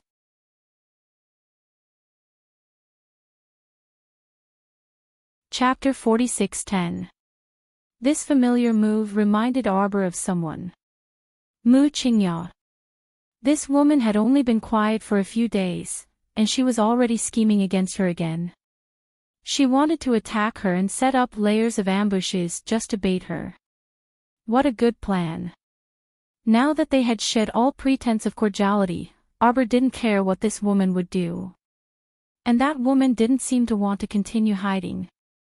She openly bared her fangs, revealing her ferocious face. She was like a rat hiding in a smelly ditch, running out from time to time and squeaking at people. Seeing that the situation wasn't right, she hurriedly shrunk back into the ditch. This made Arbor very unhappy. By now, Xiao Mu was completely aware of what this woman coveted from her. The 10,000-year-old mermaid pearl really made people crazy. She didn't know if this cunning woman had gotten the information from her mother, Long Chuyun, but she really wanted to steal it all these years. A cold glint flashed across Arbor's eyes when she thought of this. This hateful woman was slippery by nature and always changed places after a battle. She couldn't catch her people. Arbor thought that this woman should be on the sea right now and shouldn't be too far away from her. Thus, she could adjust her plans at any time. Fight! Little Fatty carried his double-headed hammer and rushed forward first, exchanging glances with a zombie that was pouncing at him. Little Fatty's eyes were sharp and his hands were quick. With a swing of his hammer, he chopped off the corpse puppet's head on the spot. The group of people behind him hurriedly dodged, avoiding the bone fragments that the corpse puppet shot out in all directions. Qi Xianxian hurriedly took out a piece of cloth to cover her face and muttered, "So fucking disgusting. If I hadn't dodged in time, I would have eaten a mouthful of zombie mud." Tui, tui, tui. Qi Xianxian couldn't help but shudder. She instantly felt a trace of bitterness between her nose and the depths of her throat. Sikong Fuling drew her long sword from her conscious and chopped off a zombie's hand that was leaning against the wall. She turned to glance at Qi Xianxian and curled her lips. What a spoiled temper. Who are you calling spoiled? A purple light flashed in Qi Xuanxuan's hand, and a bolt of lightning shot out. In an instant, the corpse puppets in front of her were chopped into pieces. Sikong Fuling's eyes lit up as she stared at the sword in Qi Xuanxuan's hand. Is this a divine artifact? Qi Xianxian was currently chopping the zombie in front of her. When she heard Sikong Fuling's words, she couldn't help but nod proudly. That's true. She glanced sideways at Sikong Fuling. Sikong Fuling, how about we make a bet? What bet? Let's see who can chop off more zombie heads later. Ha! Sikong Fuling curled her lips in disdain. Your artifact is much more powerful than mine. Isn't this unfair to me? I don't need this sword. Qi Xianxian said seriously. Fuck, how many zombies are gathered here? Will they kill us until our hands go soft? Ma Ta was killing zombies with all his might. His gaze shifted, paused, and pointed to the ground. Come quickly. These things are crawling out from underground. We have to find their entrance and exit. We have to destroy that passageway. Otherwise, these monsters would continue to crawl out from the ground like an endless stream. Sikong Fuling, how about it?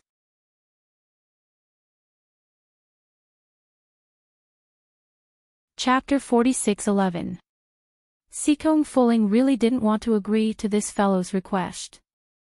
Because she felt that this guy was the same as Qiao Mu. He had dug a hole and was probably waiting for her to jump into it. Was she that stupid? How could she not see the mischievous intent lingering in this fellow's eyes? Sikong Fuling was just about to shake her head when she saw Qi Xuanxuan's disdainful gaze. For a moment, Lady Sikong's blood rushed to her head. She originally wanted to refuse, but the words that came out of her mouth became, "Do you think I'm afraid of you? Let's compete." All right. Lady Sikong, let's begin then. We'll use the corpse puppet's head as proof. Sikong Fuling said with a cold expression, why aren't you putting away your artifact? We agreed just now that you can't use this artifact. I know. Qi Xianxian nodded and kept the purple light artifact sword back into her conscious. She said with a serious expression, I said I won't use the purple light, so I naturally won't use it. Don't worry, Lady Sikong. I, Qi Xianxian, am upright and definitely won't cheat you. Sikong Fuling's small body trembled inexplicably. She had a feeling that she had already been cheated by Qi Xianxian. See you later. I'm going to kill the corpse puppets. Qi Xianxian waved at her and skipped ahead. Sikong Fuling thought that something was wrong. Now that the situation was chaotic, who knew if this Qi Xianxian would secretly use that artifact after leaving her sight? The power of an artifact could never be underestimated. She had to follow Qi Xianxian all the way. Sikong Fuling's speed wasn't slow as she followed Qi Xianxian with flying steps. Arbor expressionlessly chopped a disgusting corpse puppet that was covered in mucus. She glanced sideways and saw Qi Xianxian happily running past her. Sikong Fuling followed closely behind, killing the corpse puppets that surged in front of her as she shouted, "Qi Xian Xian, where are you going? I've already killed 18 corpse puppets. You'll lose if you keep running around like this." Ha! Qi Xian Xian summoned a frying pan from her conscious with a flash of light. Arbor looked at the thing in her eyes and his face darkened. "Qi Xian Xian. Don't use the guy who cooks to shoot zombies." Bang. Qi Xian Xian didn't say a word as she smashed the corpse puppet's head with the wok. Arbor, Mata couldn't help but scream, "Damn, Xian Xian, are you crazy? After being slapped by you like that, do you think I'll still dare to cook an egg next time? Cut the crap." Qi Xian Xian smashed a corpse puppet to death with her wok. She was in the middle of smashing it to death when she heard Mata's clamor. She threw him a cold glance with her tiger head. "Fucking boiled eggs. I'll cook you like an egg." Qi Xian Xian poured the wok down and easily dealt with a few corpse puppets. Sikong Fuling, who had swiftly caught up, stared at the frying pan in Qi Xuanxuan's hand and finally found her voice. This frying pan is.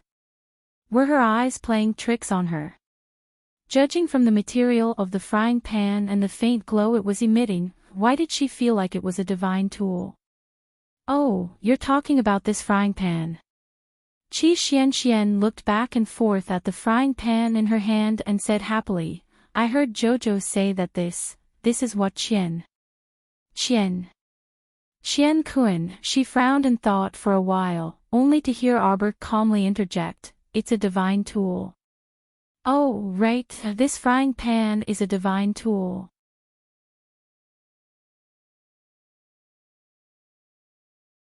Chapter 46:12. Qi Xian Xian flattened the head of a zombie in front of her and chuckled. "As expected, it's very useful." Sikong Fuling speechlessly looked up at the sky. If she still didn't realize that she had been tricked by the little girl in front of her at this point, then she would truly be too foolish. How many divine weapons did this fellow have on her? How could she break the rules and cheat like this? She said she wasn't going to use that purple sword, but in the end she casually pulled out a frying pan from her pocket, and that was a great divine weapon. Fuck, what kind of people were these? Since when did divine artifacts become cabbages on the roadside stalls? Could they just grab a bunch of them casually? Arbor silently glanced at Sikong Fuling's expression and could only mourn for her in his heart. To be honest, when he saw Xian Xian tricking Sikong Fuling, Sir Jojo was still a bit amused. Qi Xian Xian didn't give Sikong Fuling a chance to react and repeatedly chopped at the zombies' heads with the frying pan. A round little white squirrel was currently sweeping through the battlefield, leaping back and forth around everyone's feet. Its furry little arms were wrapped in a floral cloth. It picked up the zombie crystal cores on the ground and casually wiped them with a rag before tossing them into the floral cloth bag. Its movements were quite adept and very swift, so no one noticed it at first. Everyone was fighting with all their might against the zombies, so they didn't think to collect those zombie crystal cores of various colors scattered on the ground. By the time someone wanted to collect the crystal cores, they discovered that the crystal cores were long gone. A little fat squirrel was wagging its 8 furry tails. It arched around their feet and jumped up and down. It was very agile. A ring of light silver high-level zombie crystal cores had already fallen around Duan Yu and He Chin. When the little fat squirrel saw them, it eagerly jumped over and collected all the crystal cores around them. Little Tai Sui couldn't resist rolling its eyes. "You really came from the same path as your master." The fat squirrel turned its head and glanced at him with its beady black eyes before chirping in protest. He-chin couldn't resist covering his face. This freaking sacred beast had no moral integrity when it acted cute. You can speak human language, all right. Yet you like to pretend to be a harmless little animal. Chirp chirp. Arbor turned around and hurriedly chirped at it. The little fat squirrel jumped quickly and high, and in an instant, it was on Arbor's arms. The fire spirit in Arbor's hand moved, and the blue spiritual cleansing flame killed a little zombie that was as tall as a 5-year-old child. He coldly said, "Be careful. These little zombies will hide in the big ones' stomachs or carry them on their backs. They might jump out and attack at any time." "Oh, you scared me to death." The peony fairy patted her chest and cried. "Everyone, come over quickly. We found the underground passage." Little Fatty shouted from outside the crowd. Everyone quickly gathered around him. "Quick, use the fire spirit, burn. Let's see if they can climb out of the sea of fire." A member of the killing team hurriedly roared and shot out a line of fire, burning towards the entrance of the underground tunnel. His team members heard him and gathered together. The fire spirit master and the team immediately walked to the front and threw out fire spirits, attacking the underground tunnel together. At the same time, Arbor looked up with a slight frown. Duanyu, Little Ticeway, and the venerable Peach Blossom Immortal were also looking up at the roof. From here, one could see the corner of a white robe fluttering in the wind. Clang! The crisp sound of a zither flowed down from the roof, jolting everyone's minds.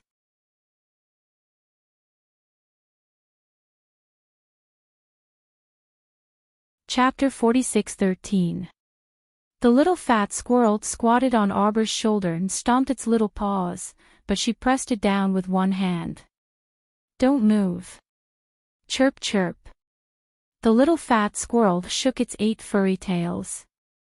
Master, I've already recovered my 8 tails."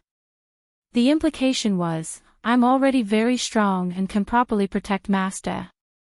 However, Arbor still shook her head. "You're too small. Stay here properly. We can resolve the matters here." If it weren't for the fact that she wanted Chirp to come out and pick up scraps, Arbor wouldn't have let it out. It would be too late for regrets if anything happened to it in this kind of place where corpse poison was rampant. She had to properly protect her little companions. The little fat squirrel couldn't help but blink.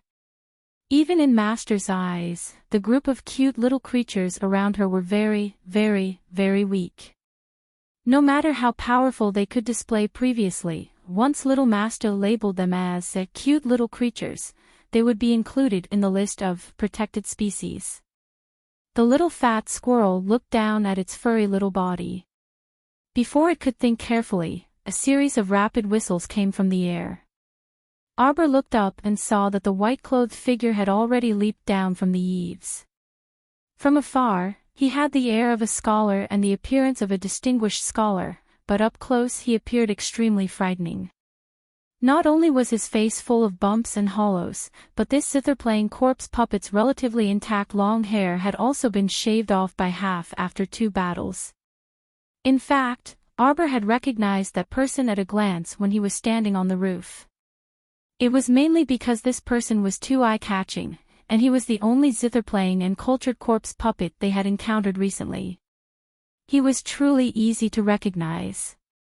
The zither-playing corpse puppet had returned and even gathered such a large group of subordinates to encircle and annihilate them. As expected, it really was something that would seek revenge for the smallest grievance, Arbor thought. She then turned to Duanyu and shouted, "Kill." Duanyu nodded. After exchanging a glance with Yishurchin, the two of them dashed forward in the blink of an eye, attacking at the zither-playing corpse puppet's neck one after the other at lightning speed. On the other side, Qi Xuanxuan's hands were weak from all the killing. She couldn't help but shake her frying pan. "Fatty! Quick, come and give me a hand." Qi Xianxian panted heavily as she called out. She took the opportunity to sit down. Fortunately, they had the foresight to bring 30,000 people from the Heavenly Fate battle group to encircle and annihilate them. Otherwise, his group would be besieged by the corpse puppet army. It was truly an eye-opener to see so many undead puppets hidden under this small fishing village.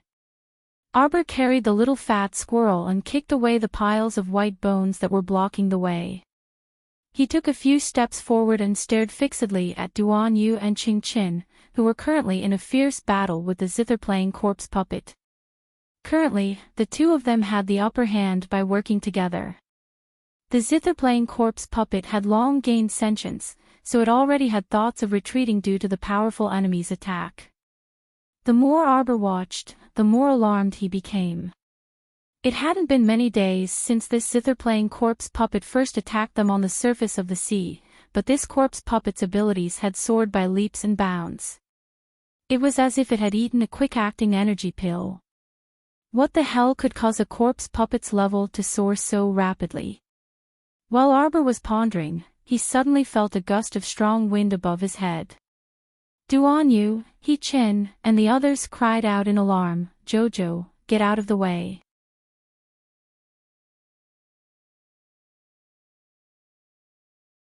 Chapter 46:14. Arbor suddenly sensed a gust of wind assaulting her from above. She narrowed her eyes, and two cold glints shot out of her eyes. However, she saw a four-winged, three-eyed freak appear above her in the air. It carried a gust of strong wind that was enough to raise a gale of 5 kilometers. Arbor stood steadily, and the corner of her plain clothes fluttered high in the fierce gale. This freak's claws were like an eagle's, and its body was as robust as a calf's. Its neck was slender, and its head was mutated. With a cursory glance, one could tell that it was a four-winged harpy that had undergone special modifications. It was incredibly ugly. It was truly incredibly ugly. After glancing at it, Xiao Mu felt her stomach turn sour, and a nauseating feeling assaulted her. This feeling made her want to vomit uncontrollably. Looking at this four-winged mutated harpy up close, it was truly too disgusting. Its facial features seemed to have been blended together, and its eyes, nose, and mouth were squeezed tightly to the center. At first glance, all of its facial features were present, but at second glance, it felt strange and ugly, making people loathe it. The little stoic activated her eggshell defensive barrier almost at the same time that the harpy's claws reached for her. Crack! The crisp sound of metal colliding entered everyone's ears. The four-winged harpy's claws were as sturdy as cold iron, and they scratched a mark on the little stoic's defensive barrier. At the same time, a water arrow attacked the four-winged harpy. Even though the harpy had a head of copper and arms of iron, and its entire body was as thick as steel plates, it reflexively shrunk its neck when it saw the water arrow attacking it. It flapped its wings and flew high into the sky, dodging it instantly. Duan Yu arrived very quickly, and he appeared next to the little stoic in the blink of an eye. He retracted the water arrow in his hand. Through the defensive barrier, he happened to see the little stoic raise her small hand and wink at him. 4 words were written on the little stoic's hand: "Push the boat with the current." Duan Yu glanced at it, and his handsome face immediately darkened. No. He withdrew his smile and flatly refused. He raised his hand and passed through the defensive barrier, grabbing her wrist without a second word. In the blink of an eye, the zither-playing corpse puppet abruptly jumped 3 feet into the air with that tattered zither in hand. An out-of-tune zither note abruptly sounded, and it carried strands of energy as it blasted towards Duan Yu's direction. The little stoic raised her hand to push him and blinked at him while saying, "Hurry up and go." She then conveniently took a step back. Duan Yu's anger flared up, and he turned around to grab her. Just as he said, "You're not allowed to mess around," he casually blocked and caught the zither-playing corpse puppet's claws. Shocking waves instantly surged in Duan Yu's beautiful peach blossom eyes. He said coldly, "You can die now." The zither-playing corpse puppet let out a shrill howl, calling for the other corpse puppets to gather around and protect them. But it was too late. Duan Yu's fingers moved slightly, and a rising silver-white flame instantly burned along the zither-playing corpse's withered arm. A group of people who had come to kill the Heavenly Fate squad after hearing the news had gathered together in an organized manner. They opened up a path from all directions and moved closer to the center. At this moment, he suddenly heard an extremely strange and shrill wail. Everyone's heart tightened slightly, and they subconsciously raised their heads to look at the source of the sound. They were greatly shocked by what they saw. They saw a white figure floating in the air with his back facing them. At this moment, his entire body was surrounded by a strange silver-white flame. It was him who had let out this human-like wail. His voice gave people goosebumps.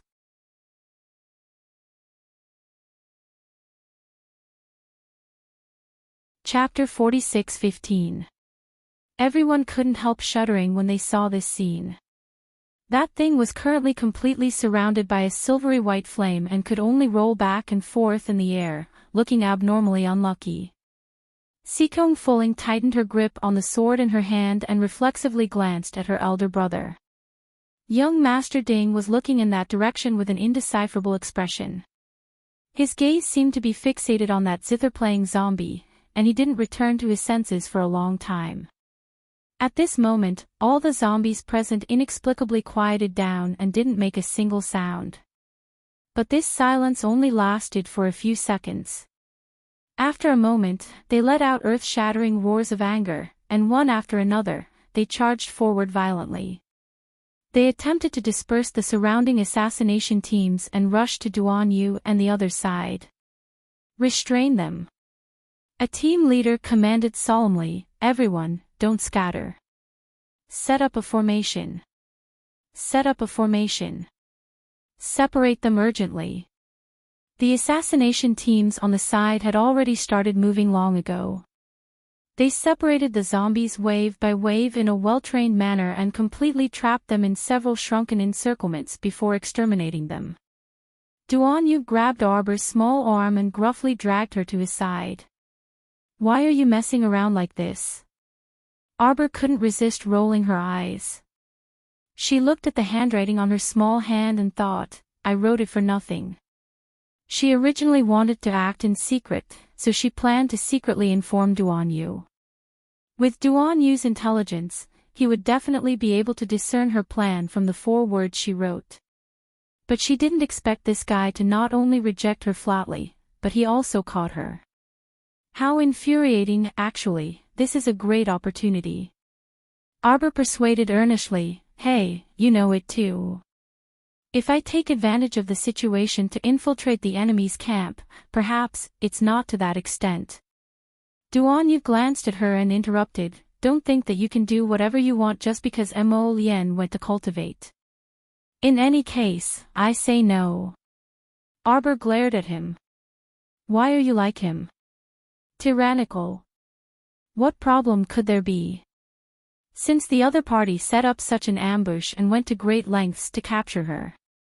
Why not go with the flow and follow them to take a look? Nothing ventured, nothing gained." This was clearly a pretty good idea, but Duan Yu, this guy, just wouldn't agree no matter what. In short, be obedient and leave this matter to me." Duan Yu helplessly glanced at her and pointed at the zither-playing corpse puppet number 16, who was hovering in the air and on the verge of death from the demonic emperor's fire. "Do you want to spare his life?" Arbor nodded. Duan Yu immediately withdrew the flames on the zither-playing corpse puppet's body. A thin whip formed from the water spirit coiled around the zither-playing corpse puppet's tattered body and abruptly dragged it in front of them. Duan Yu directly threw that zombie onto the ground. Bang! After a loud noise, a tattered ancient zither fell from the sky and smashed heavily on the ground, breaking into 2 halves on the spot. The zither-stroking corpse puppet was probably still breathing. Arbor took out a sealing ball and stuffed it inside. Then, she threw the sealing ball into an empty storage talisman. Doing this would provide double protection. Of course, it was to prevent this zombie from causing trouble inside the storage talisman and tearing it open on its own. As long as the sealing ball broke, she would immediately sense it and take measures. But judging from this zombie's dying state, she reckoned that he wouldn't be able to do anything.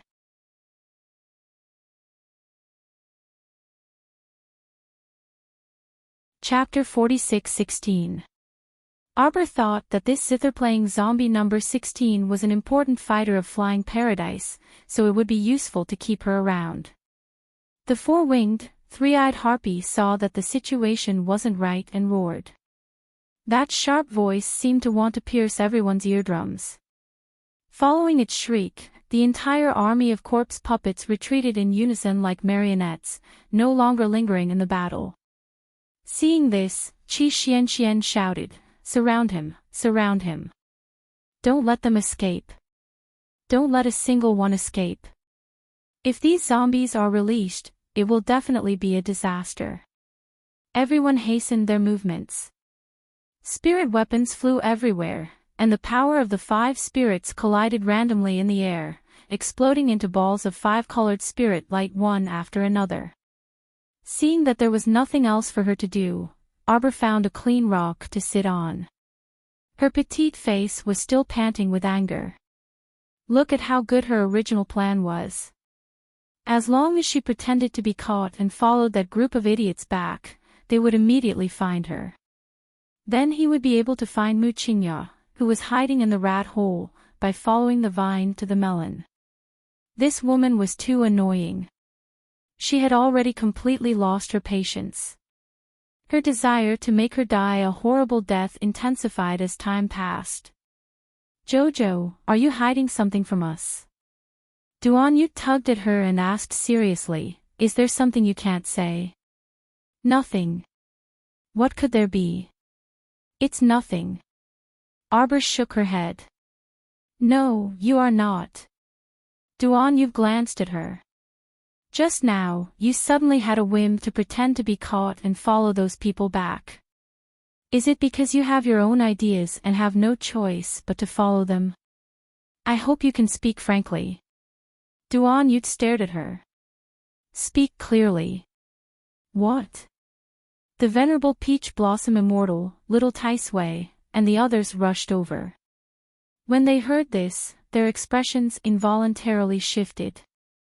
"You were planning to take the risk yourself just now. Who told you to do that? Did it have to go to that extent? Did you have to enter the tiger's den alone?" Everyone chimed in at once, giving Sir Jojo a headache. He immediately raised his hands in surrender and repeatedly grumbled, all right. I did have that thought just now. But Duanyu, he obstructed me." Arbor expressionlessly said, "I don't have that thought anymore." "Why would you have such an idea?" Everyone grabbed her and wanted to get to the bottom of it. Arbor pointed at the four-winged, three-eyed harpy in the air. "If you keep chattering around me, it's going to escape." "Escape?" He-chin sneered. "Where can it escape to? This place is already under our control. There's nowhere for them to run." Okay. Arbor waved his little hand. "Then you guys stay here. I'll go look elsewhere." After saying this, the little fellow knew that he was in the wrong, so he fled with a guilty conscience. Duanyu furrowed his brows as he watched her fleeing figure. "She has a purpose, but she doesn't say it." He-chin sighed. "She always wants to do everything by herself. I really don't know if I should praise her for being independent or vexed." "Vexed? Of course it's vexed." The little fatty scratched his head and said, "Should we send someone to follow her?" "That's fine too. I'll send a team to kill the Heavenly Fate Realm to follow her. Otherwise, this little fellow would keep thinking about entering the tiger's den. Who knew if something else would happen? I've been too busy recently, so I'll give you guys an extra chapter on the 11th.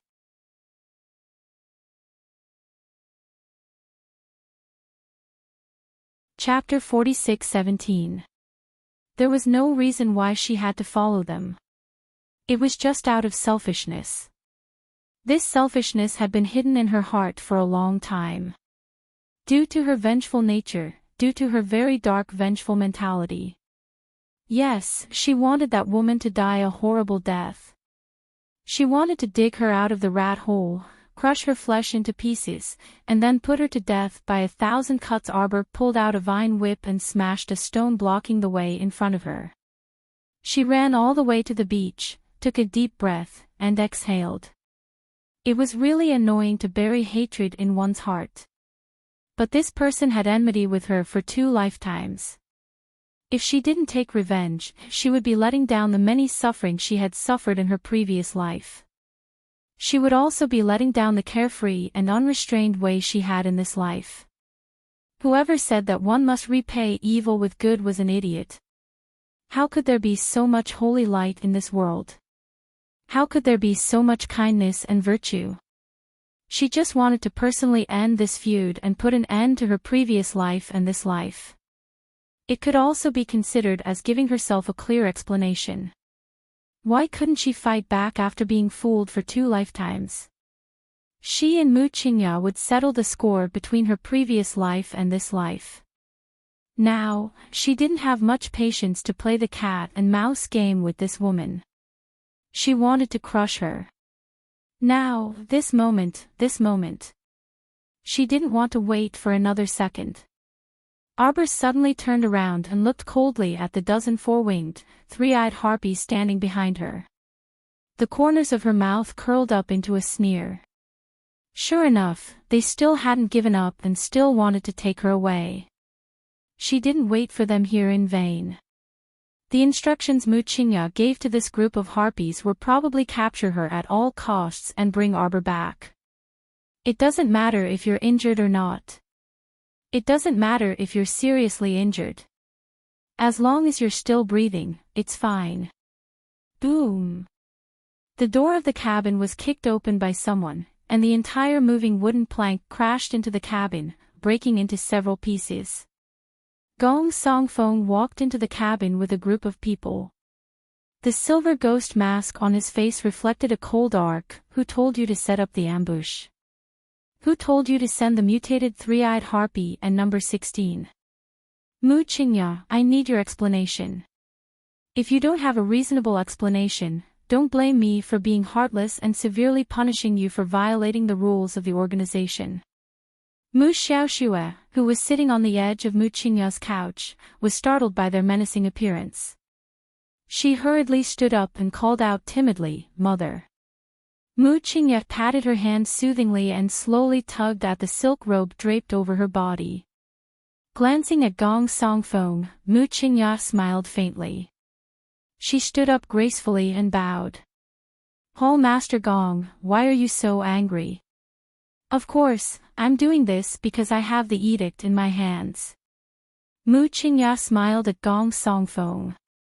He raised his hand and took out a rolled-up piece of silk paper from his sleeve. "If Hall Master Gong doesn't believe me, you can take a look at it yourself." Gong Songfeng took the parchment from Mu Qingya and skimmed through it. When he raised his head again, his eyes were extremely sharp as he stared at Mu Qingya. He gritted his teeth and forced out a few words. "You're indeed capable. Hall Master Gong, you flatter me." Mu Qingya smiled and stuffed the parchment back into her sleeve. She looked up at Gong Songfeng.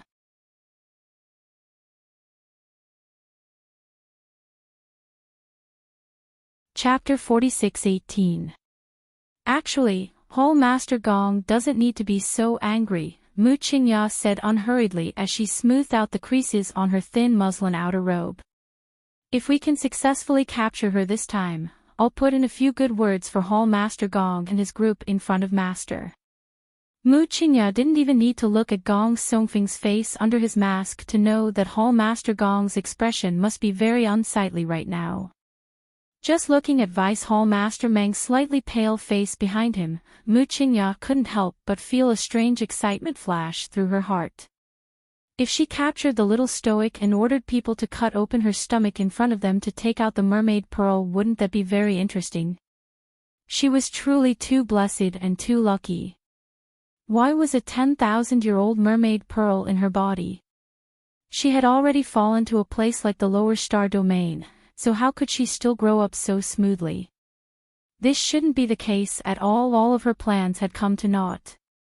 Back then, When Mu Qingya first saw the little stoic in the Mu family of the Divine Province, she knew that nearly half of her overall plan had already been ruined. She wanted to take a gamble for herself and her daughter. It would be great if she could seize this opportunity, but if she couldn't, then it should be fate. The 10,000-year-old mermaid pearl could pull a dying infant back from the brink of death. All these years, it had been imperceptibly influencing that little stoic's constitution. It must be like this. It must be like this. If the 10,000-year-old mermaid pearl was in her Er's body, Er could also become a powerful figure who could look up to heaven and earth without needing to rely on anyone to survive. Opportunity. All she lacked was an opportunity, and this opportunity was about to arrive very soon.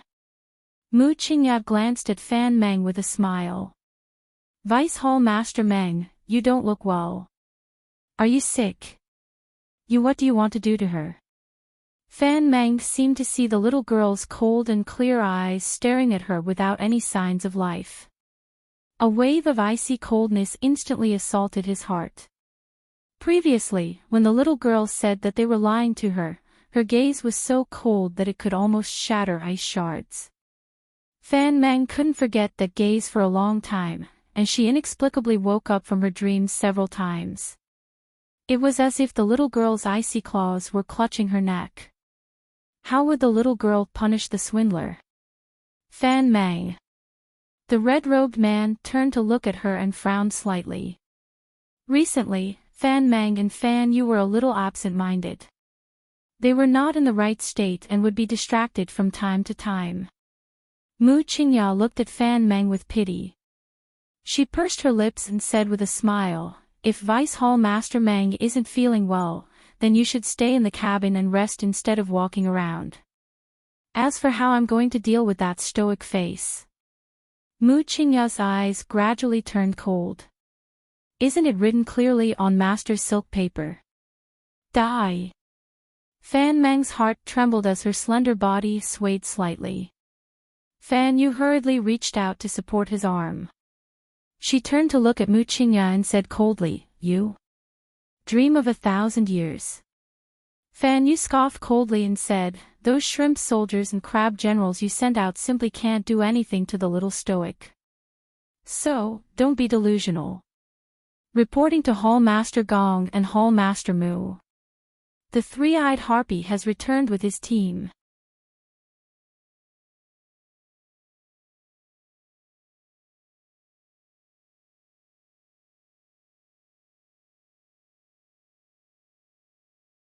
Chapter 46-20. A strange glint flashed through Mao Yang's eyes. At that time, he could follow the clues to find the melon, tear open this divine realm, invade this little imp's divine sense, and completely take it for himself. Arbor coldly stared at the old man for a moment before saying, "Aren't you thinking too highly of yourself?" Mao Yang's eyes were instantly filled with haze. "Little girl, you still don't understand your current situation, right? Do you know that as long as I say the word, you will immediately be completely controlled? I can send you into a gloomy hell at any time until you are willing to reveal your secrets." The old man smiled sinisterly. "Or are you willing to personally offer up your portable divine realm?" The little stoic tilted her head and spread her hands, saying coldly, "You've locked my conscience, so how can I take out my portable divine realm and give it to you?" Mu Qingya stepped forward and said, "Master, don't speak too much with her. This little girl is very clever and has extremely bad intentions. If you are slightly careless, you may suffer a hidden loss from her." Mao Yang waved his hand dismissively. "As long as she gets on this boat, I have the ability to make it impossible for her to get off." Arbor blinked, and a cold smile filled with evil intentions suddenly appeared on her face. "Are you sure?" She paused between each word, and her voice was very drawn out, making people feel a bit uncomfortable and flustered. Mu Qingya felt a bit scared from her small gaze, and she immediately felt that her reaction was very laughable. The little girl was currently bound by the spirit binding rope and her conscience was locked. What kind of monstrous waves could she cause? She was actually intimidated by her gaze again. This was simply an extraordinary humiliation. Mu Qingya took a deep breath and forced herself to calm down. No, the 10,000-year-old mermaid pearl was right in front of her. She had to calm down. She couldn't be too agitated. Her state of mind had to recover to its original state. Only then could she continue to do things calmly, lest she let her impulse burn her head. Grandmaster, you still need to report this matter to Master. After all, this can be considered a major matter. Don't you think so, Master? Of course. Mao Yang saw that she didn't continue to pester him about such trivial matters, so he nodded and said, I will explain clearly to your master that I want this lady to give up her divine realm. Presumably, the master of the Heavenly Fate organization wouldn't be so stingy as to be unwilling to give out even a small favor. The old man's mind was full of wishful thinking. He had forgotten that if he could really take away Arbor's divine territory, that couldn't be considered a small favor. Guards, take him in. Mu Qingya raised her hand and waved. She didn't expect that as soon as she finished speaking, someone would immediately rush over from behind and stand in front of the little stoic. Hall Master Mu, it's better for our underground hall to watch over him.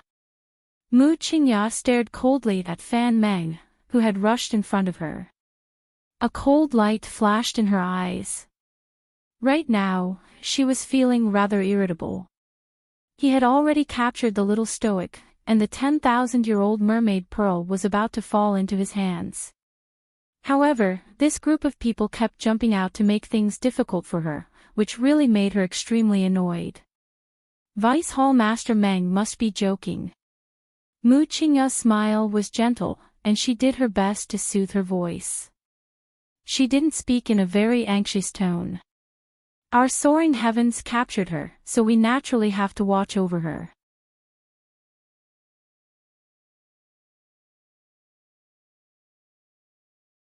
Chapter 46-21.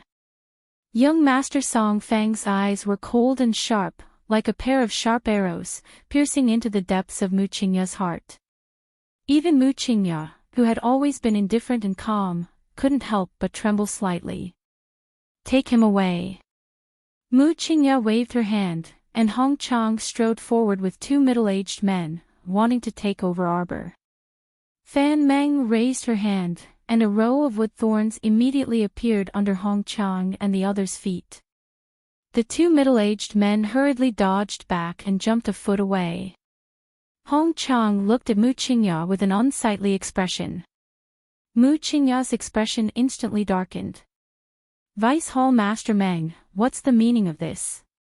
Let's see who dares to come forward and snatch him from the underground hall.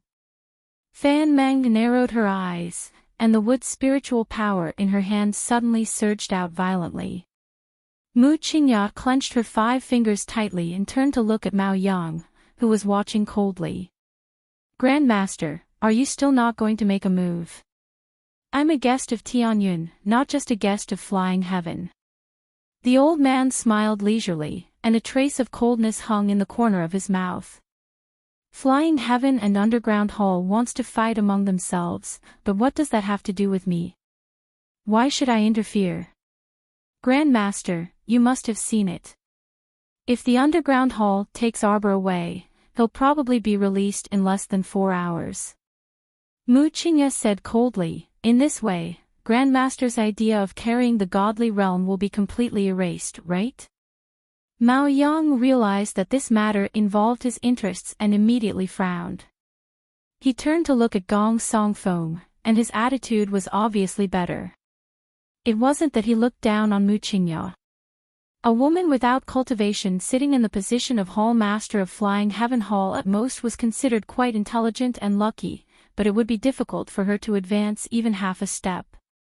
But this young and talented Hall Master Gong was different. Not to mention his cultivation at such a young age, he was that person's right-hand man and was deeply trusted by that person. His strength couldn't be underestimated. Hall Master Gong. In my opinion, it's not appropriate to hand this little girl to any of the flying heaven and underground halls. It will affect the harmony of our organization. What do you want? Gong Song Fong looked at the old man coldly and clearly saw the greed in his eyes. He couldn't help but sneer in his heart. This old man had been seriously injured when he came back last time, and was in secluded cultivation, so it was impossible for him to know Jojo's arrival.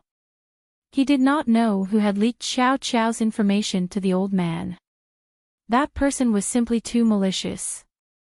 Vice Clan leader Meng's words represent my intentions, Gong Song Fong said coldly, rejecting the old man's request. Mu Qingyao of the old man's lips. As expected, the old man flared up on the spot.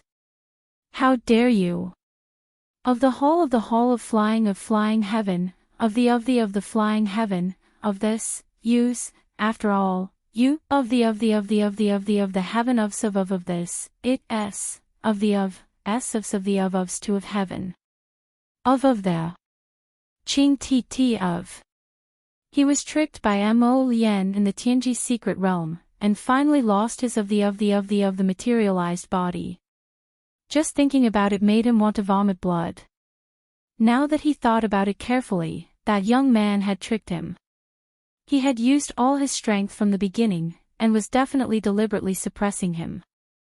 In fact, that young man's realm was very unstable. If he hadn't been frightened and reconsidered, perhaps he could have saved his of the of.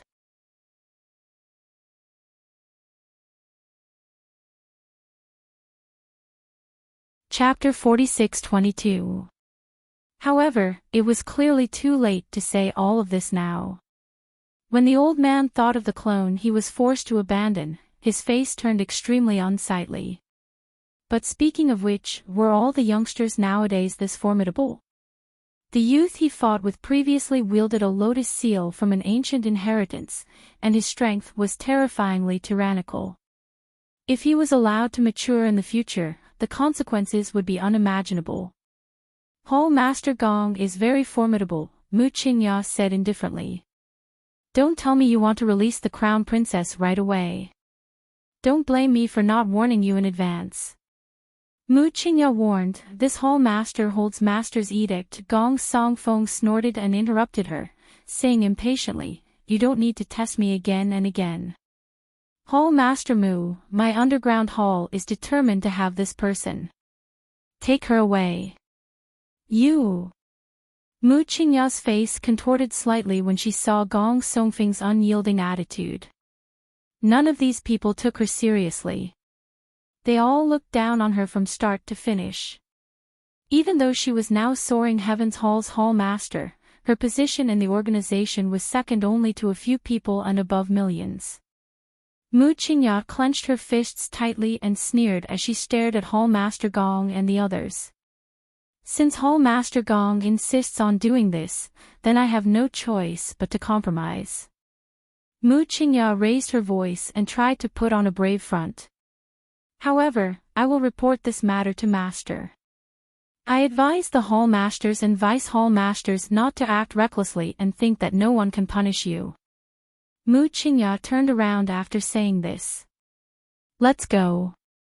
Gong Song Fong and the others watched her leave in a huff before silently turning back to look at the expressionless little stoic. What a headache. Gong Song Fong rubbed his temples. Things were already troublesome enough. Why did this little stoic run here instead of obediently staying on her own deserted island? Bring her back first and keep a close watch on her. Gong Songfeng also turned to leave after throwing down this sentence. Fan Meng turned to look at the little stoic and said gently, don't be scared, it'll be fine. The little stoic truly wanted to ask this fool, which eye of hers saw that she was scared. However, she couldn't be bothered to speak to these damn liars and immediately walked back into the passenger cabin. Hong Yi couldn't help but chuckle. Why do I feel like she's here to stroll in her own backyard? Why was it so comfortable? Rumble, rumble, rumble. Fan Meng's gaze shifted down half an inch and landed on the little stoic. Are you hungry? Nonsense, only you dead people from all seer don't know what hunger and exhaustion are, the little stoic retorted righteously. Now that my conscience has been sealed by that old bastard, I can't take anything out. Are you trying to starve me to death? Fan Meng, Jojo really knew how to joke. If a God realm practitioner really starved to death, the world would laugh their heads off.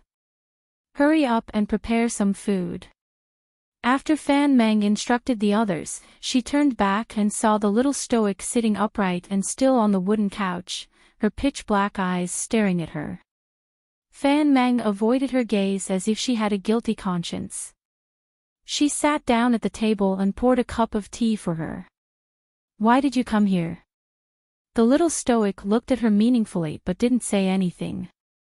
Fan Meng placed the teacup on the table and looked up at her. What I meant was, why did you deliberately come here?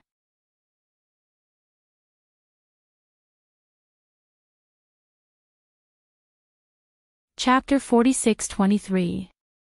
With your cultivation, even if you can't defeat those harpies, you can still summon people to help you. Fan Meng's voice paused, and she stealthily glanced at the little stoic in bewilderment. Just now, Great Master Mao Yang said you have a portable divine realm. No matter how bad it is, you can still hide inside if you can't defeat them, right? The little stoic snorted and irritably retorted, I'm not someone who hides her head but shows her tail like you. Of course I have to fight even if I can't defeat them. Why run? Hide. Am I someone who can hide? Fan Meng, as expected, you have to be prepared to choke to death when talking to this little fellow. Cough, cough. Red Coat, who was leaning against the door, couldn't resist coughing twice. He strode in and waved at the little stoic. Stoic, we meet again. The little crown princess looked at him expressionlessly. Her eyes were eerie, like a pair of mercury swaying in a deep pool, making it impossible to discern her true emotions. Stoic, why exactly did you come? Red Coat chuckled as he dragged a stool to sit in front of the couch. He got straight to the point and asked, tell us your objective and see if we can agree to it. Arbor looked at him for a while and evaded the topic, saying aloofly, I want to see that rotten old man. Who? Red Coat blinked curiously and looked at her regretfully. What's there to see about that rotten old man? I have something to discuss with him. Can we be present? Red Coat asked jokingly. Arbor was expressionless as she replied coldly, up to you. From her unconcerned appearance, it looked like she really didn't care whether they were present or not. Ah, if you say so, then you'll be obedient. Red Coat nodded with a grin. Looking at the little girl's appearance, he really wanted to raise his hand and smooth her hair. We're staying here for your own good. You have to know that that old man wanted to refine you since just now. If we weren't here to protect you, he would definitely eat you. Arbor chuckled. His laughter was rather strange, but his expression remained as still as a mountain. It was a little cute with a fake smile. The corners of Red Robe's mouth twitched. He waved his sleeves, turned around, and walked to the door. He called out, go and ask the master to come over. Jojo, you. Hearing Fan Meng's cry, Hong Yi turned around and saw the little girl sitting up straight. She took out a golden talisman from her sleeve. Saint Grade golden talisman. Hong Yi cried out in surprise. What are you trying to do?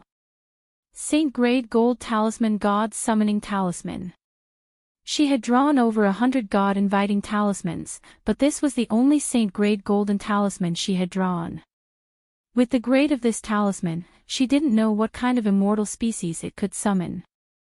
Logically speaking, the Venerable Peach Blossom Immortal should summon an expert of Immortal Venerable level and above from the Holy Region. He just didn't know if they would be like rotten peach blossoms, staying here and not wanting to go back. Arbor's fingers shook, and a talisman force quickly flowed out. Lu Yi and Lan Ning, who had just arrived at the door and had yet to speak, couldn't help but be startled. The golden talisman that was floating in the air suddenly shattered in the void. Light and shadow shot out in all directions. In an instant, the entire room was enveloped in rays of light. Fan Mang reflexively reached out to grab the little stoic's arm. However, the little stoic didn't even move half an inch from the couch. She didn't look like she wanted to escape at all. Fan Mang was taken aback and reflexively glanced at Arbor.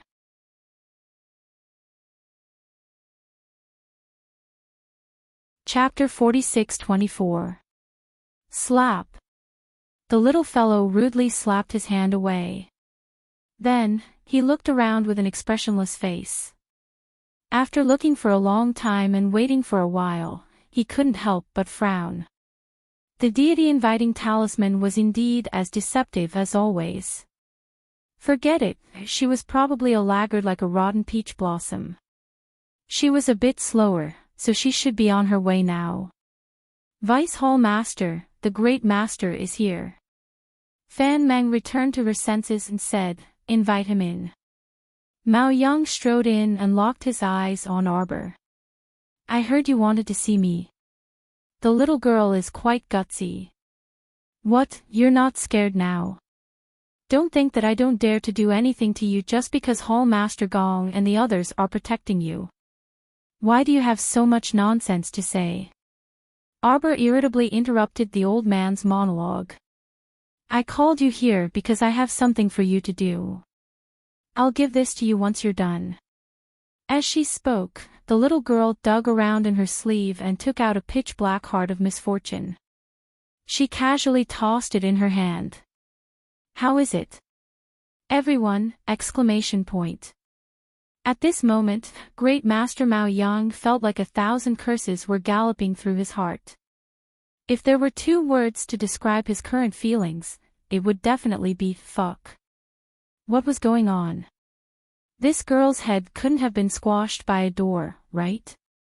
Was there such an oddball existence like her? What kind of toy did she think she had randomly pulled out? It wasn't some small glass ball for decoration. That was a genuine refined mystic realm. "Little girl, are you serious?" The old man's eyes shone brightly. If he could pounce over and snatch it, he would have already disregarded his status. However, he was apprehensive about Fan Mang and the others, so he forcibly restrained himself. Now that he heard the little stoic's tempting condition, how could he not agree? "What is it?" "It's practically a piece of cake for you." Arbor tossed the heart of misfortune in her hand and stared at the old man with cold eyes. She said faintly, "Go deal with all the trash by Mu Qingya's side. Remove all her limbs and bring her to me. Then, this is yours." She raised her hand and tossed the heart of misfortune up and down as if it was a toy. The old man felt his teeth ache as he stared fiercely at the heart of misfortune in her hand. "Deal." The old man forced these 2 words out of his gritted teeth. He agreed almost immediately. Arbor nodded and looked at the old man with a faint smile. "Go and do it. If you do it well, you'll naturally receive great benefits. I never lie. If you don't believe me, you can ask them." "Damn liar." Arbor pointed at Fan Mang and the others beside him. Fan Mang, Hong Yi, Lu Yi, and Lan Ning were speechless. The old man sneered, "I don't think you would dare to deceive this old man." After saying that, he turned around and left as fast as lightning. Arbor sneered in his heart. This Hall Master Mu didn't believe in fate, but she insisted on letting this person know. If it's fated, it will be there. If it's not fated, don't force it. Bang! Bang! Bang! Bang! After a few loud sounds, something dropped down from above her head, smashing towards the little stoic's body with a burst of flying ash. Why were all the people from the holy region so deceptive? Chapter 46-25. She watched as this person fell down from the top of the cabin and rolled straight toward her. The little stoic hastily and silently moved aside, allowing this elderly person to mercilessly crash onto the wooden couch with a bang. After the dull thud, everyone was speechless. This situation was inexplicably a bit funny. What was going on? Arbor jumped off the couch with a kick of his legs and solemnly looked at the person who couldn't get up after rolling on the couch for a long time. From her angle, she felt that the elderly person was very short and small. She wore a new bright red robe with a long ponytail trailing behind her head. Just looking at her back and figure, Arbor instantly felt a bit of disdain. What was going on? The elderly senior who was summoned by a saint-grade deity-inviting talisman didn't even have a 10,000th of the elegance and nobility of Rotten Peach Blossom. In any case, Rotten Peach Blossom's consummate wood spirit skill was world-shocking.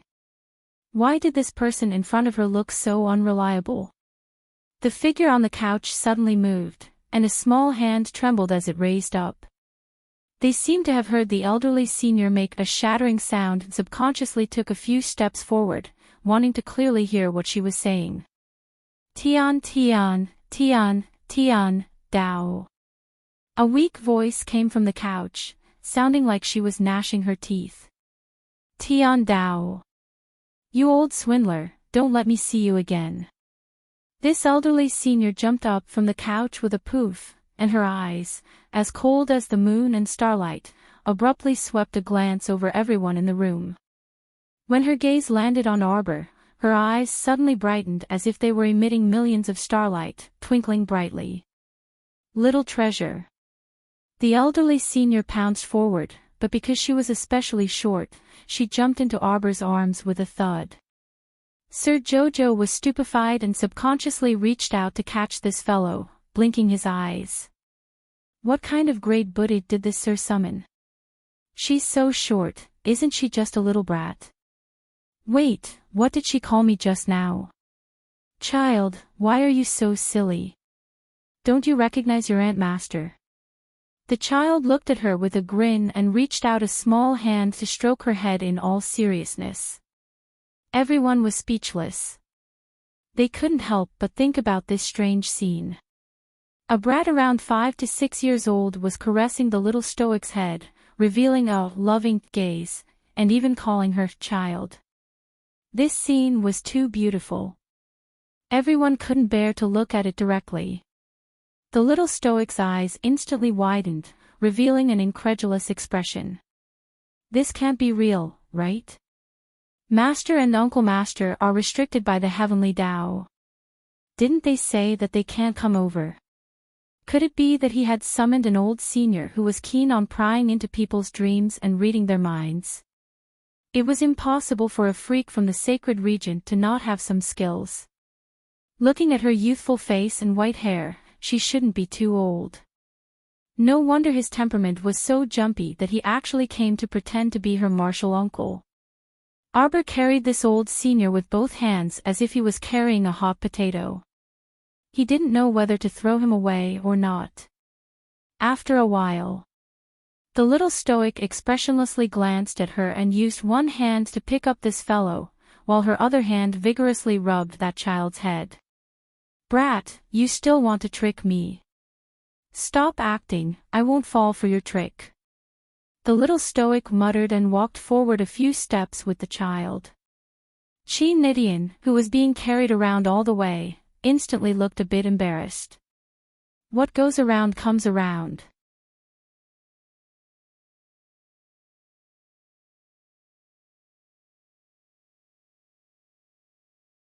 Chapter 46-26. Thinking back to the past, it was only her who dragged the little stoic here and there, but now, it was the other way round. Put me down. Chi Nidian grumpily slapped the back of the little stoic's hand. Sir Jojo pursed her lips and let go, throwing Defying the Heavens onto the couch. Watch. Little Defying the Heavens stood up and patted the robe on his body. This fraudulent heavenly law dragged her along and refused to let her go. In the end, it couldn't defy that sacred-grade deity inviting talisman and was forced to allow her to pass through the heavenly law's barrier and enter the Wangchuan region. The problem was, at the very last moment, heavenly law still ruthlessly tricked her. After she passed through space, her body shrunk to the size of a 5 or 6-year-old child. Thankfully, the robes she was wearing were the origin-returning treasured clothes made by a weapon refiner and could change according to her height. Otherwise, wouldn't she be running around naked right now? It ruined her image too much. When defying the heavens thought of that fraudulent heavenly law, his face darkened. Watch! Qi Nidian turned back and roared at the little stoic. Before the little stoic could react, her small figure had already vanished from everyone's sight. The power of space. These 4 words abruptly popped out in Green E, Lan Ning, and the others' minds. In an instant, a loud bang was heard. Everyone looked over in astonishment and saw the entire window beside them was kicked to smithereens. A small figure hopped in and swept a disdainful gaze around. Finally, it landed on the little stoic's face. Little Against the Heavens took a few steps forward and ran in front of her. He raised his head and asked solemnly, "Did you see clearly?" "I didn't see clearly. Aunt Master is telling you to look again." After saying that, a cluster of light suddenly rose from his hand and smashed into the 2 unlucky fellows who darted in after hearing the news. Arbor stared blankly as those 2 spirit realm cultivators were directly sent flying out of the passenger cabin by Aunt Master's light element attack. Splash! 2 splashes sounded in succession. Everyone looked at each other in bewilderment. In front of this little one, those 2 people actually didn't have the strength to retaliate and were sent flying in a single exchange. Aunt Master. This time, the little stoic truly recognized him. Just by looking at the skillful way he smashed people, his mastery of the power of space, and his tendency to send people to their deaths without any explanation, this person was undoubtedly her heaven-defying martial uncle. Naughty brat. Little Nition's little face tightened as he angrily scolded. She lowered her head to look at her tiny hands and feet, then looked up at Xiao Mu. Small Eyes ordered Xiao Mu, "Carry me, your Aunt Master." The corners of Arbor's mouth twitched. He squatted down obediently and picked up his little Uncle Master. He held him in his hands as if he was holding a big Buddha with a pious expression. "Martial Uncle, how did you get here?" "Just now, Aunt Master smashed down from above." Could it be that he was kicked down by the heavenly Tao? What kind of mocking expression is that? Little Defiant flew into a rage. He stretched out his little hand and slapped Arbor's forehead twice. "Does your martial uncle look like someone who would be tricked?" "You do." The little stoic answered very honestly in her heart. "Your master and I have been worried day and night about you, naughty brat, in vain. We didn't know how you were doing. We didn't expect that when we met again, you wouldn't even recognize your Aunt Master. Tell me, should you?" "Shouldn't." Little Defiant choked and reprimanded in a huff, "What kind of expression is that?"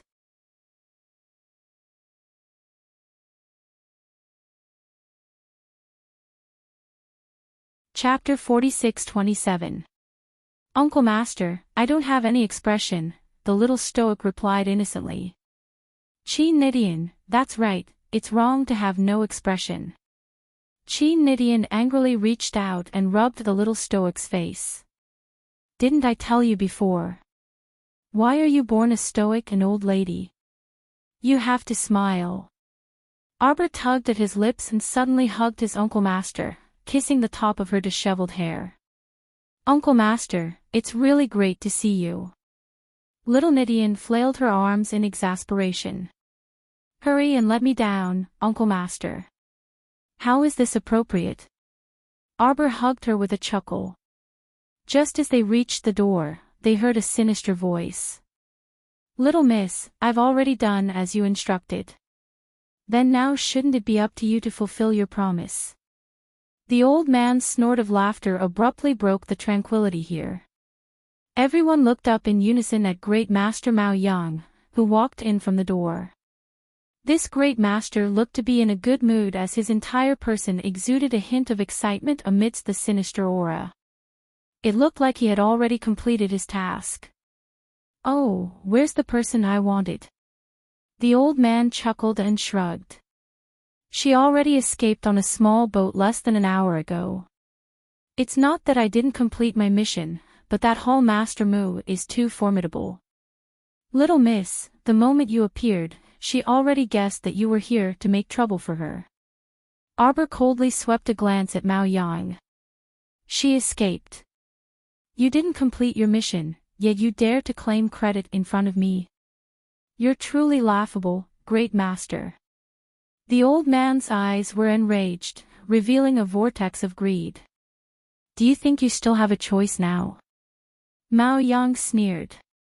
"Your only choice now is to hand over that godly realm Black Pearl and assist me in forming a contract with it. Also, you should have other portable godly realms on you that can merge with your body, right? Little treasure, who is this old geezer?" Little Nidian suddenly asked, his eyes coldly glaring at the boastful old thing in front of him.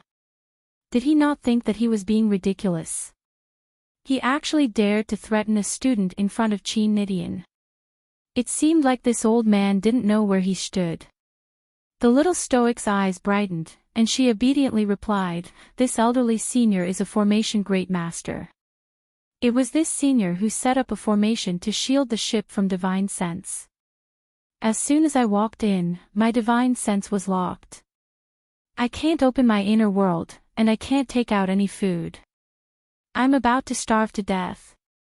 When Qin Nidian heard the little stoic's words, his brows furrowed half an inch. Originally, I used the heart of misfortune to make a deal with him so that he could bring my enemy, Mu Qingya, here. I didn't expect that not only did this old senior fail to complete his mission, he even came to me to ask for a reward. Let me ask you, how can there be such a logic in this world? Grandmaster Mao Yang's expression was extremely ugly. He stared coldly at Arbor and said, "Little girl, you also know that your consciousness is sealed. Since that's the case, why don't you listen obediently? You even want to, bam." Suddenly, a ray of light exploded in front of Mao Yang like a halo. Even with Mao Yang's speed, he couldn't block Qin Nidian's attack from the sky. Mao Yang retreated 17 to 18 steps.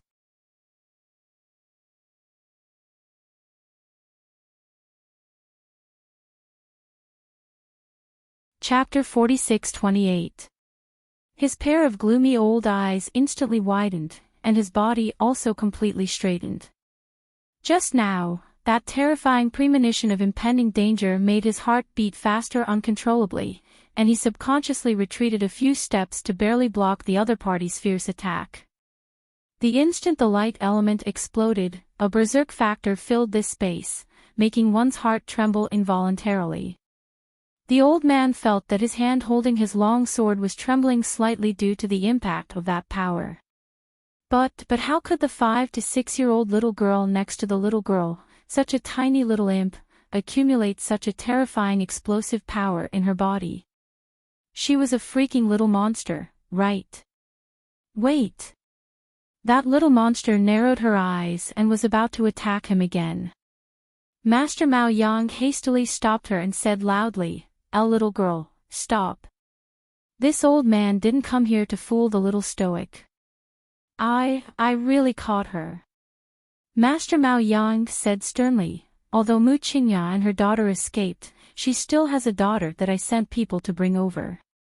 Take a look first. Isn't it up to you to decide whether it's useful or not?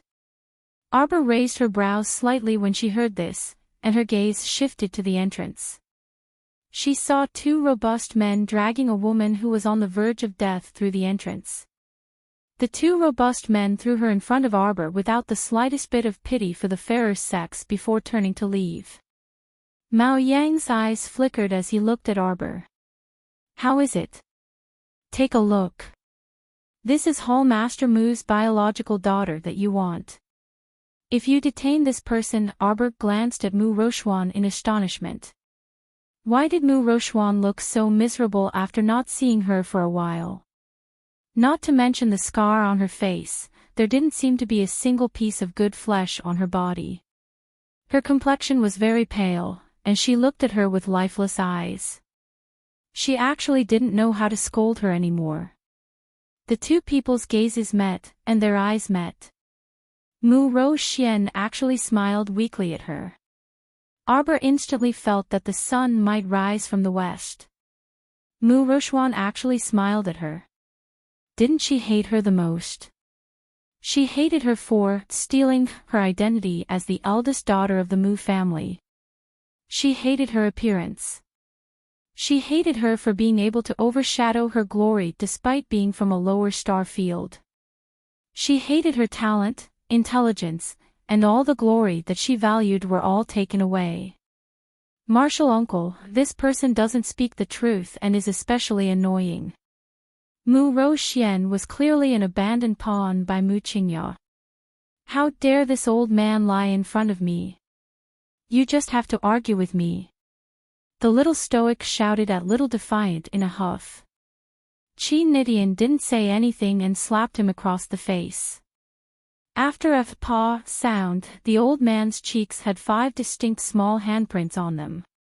He didn't feel much pain, but the humiliation was enough to make his lungs explode. He almost fainted from anger. The little stoic's eyes flickered, and her gaze landed meaningfully on the old man. I knew it. Mu Qingya's special ability is long-range surveillance.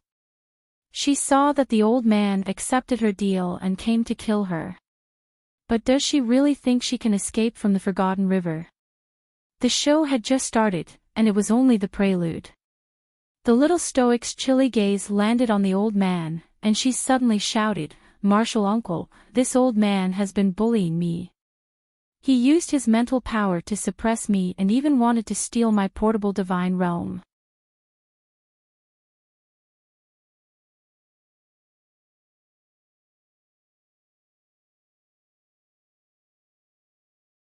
Chapter 46-29. Preposterous. Everyone heard the 5 to 6-year-old girl angrily rebuke in a soft voice. Their mouths twitched involuntarily. There was no other reason. This child was too soft and cute. Even if she used all her strength and shouted angrily, it sounded like she was acting coquettishly. That old man, Mao Yang, was almost hit by Lil Defiant's light will earlier. After retreating a dozen steps, his heart was still thumping with fear. At this moment, he suddenly heard little Nition's roar. Looking down, his breath was stuck in his throat and he almost couldn't get it out. Was this real? Just now, Defiant attacked too quickly, so the old man didn't see clearly who it was that threw the light will at him. Now that he took a closer look, he was almost angered to death. The little girl was no more than 5 to 6 years old. She looked soft and round and harmless. Such a squishy little ball scared the old man half to death just now. He thought it was some venerable sage who had descended, but when he came back to his senses, it was actually a little girl. He was actually scared by this little girl just now. If his group of old brothers were to find out about such a shameful thing, they would probably laugh their heads off.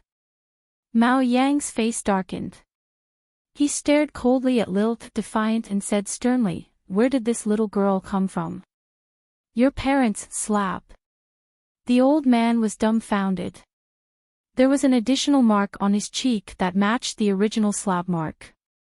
It was small, and the 5 fingers were very bright. Who allowed you to speak? Lil Defiant's little face darkened, and his gaze was sharp as he looked directly at the old man. You secretly set up a few mediocre illusory array formations. Who do you think you can do to us? Mao Yang was slightly shocked, and his expression turned ugly. This little girl actually saw through his illusory array formation. Before he came, He set up a small illusory array formation outside the cabin door and in the corridor to prevent the little stoic from escaping with the heart of misfortune. Who would have thought that the array formation he set up would be seen through by this little girl in front of him? What exactly was this little girl's background? Could it be that she was a young miss from some impressive family in the holy region? Could it be that she was like him and couldn't get used to the holy region and secretly came to the river of forgetfulness? Paw. The old man's face couldn't help but twitch as he received another slap on his cheek. He was so angry that his old eyes suddenly turned red. A warrior would rather be killed than humiliated. He was slapped 3 times by this little child, and he was so angry that he wanted to vomit blood. "I think you're courting death," the old man suddenly waved his hand. A big guy with a tiger's head and a dragon's tail suddenly roared and pounced on the ground, directly smashing the furniture and utensils in front of it. Fan Meng frowned and said coldly, "Grandmaster Mao Yang, what are you doing? Do you have to use the tiger-dragon beast to scare people?" This tiger-headed, dragon-tailed beast occupied the entire cabin as soon as it came out. It cornered everyone in a corner and stared at them coldly. Qi Nitian was so angry that he stomped his feet. His eyes were cold as he looked up at the old man and sneered, "Of all things, you want to compete in beasts with me? Who is this old man trying to scare? Competing with her in beasts, beasts, beasts." Lilith defiant waved her hand, and everyone's gaze involuntarily followed her little hand. He felt as if his heart was being pressed down by a heavy boulder, and even his breathing became difficult.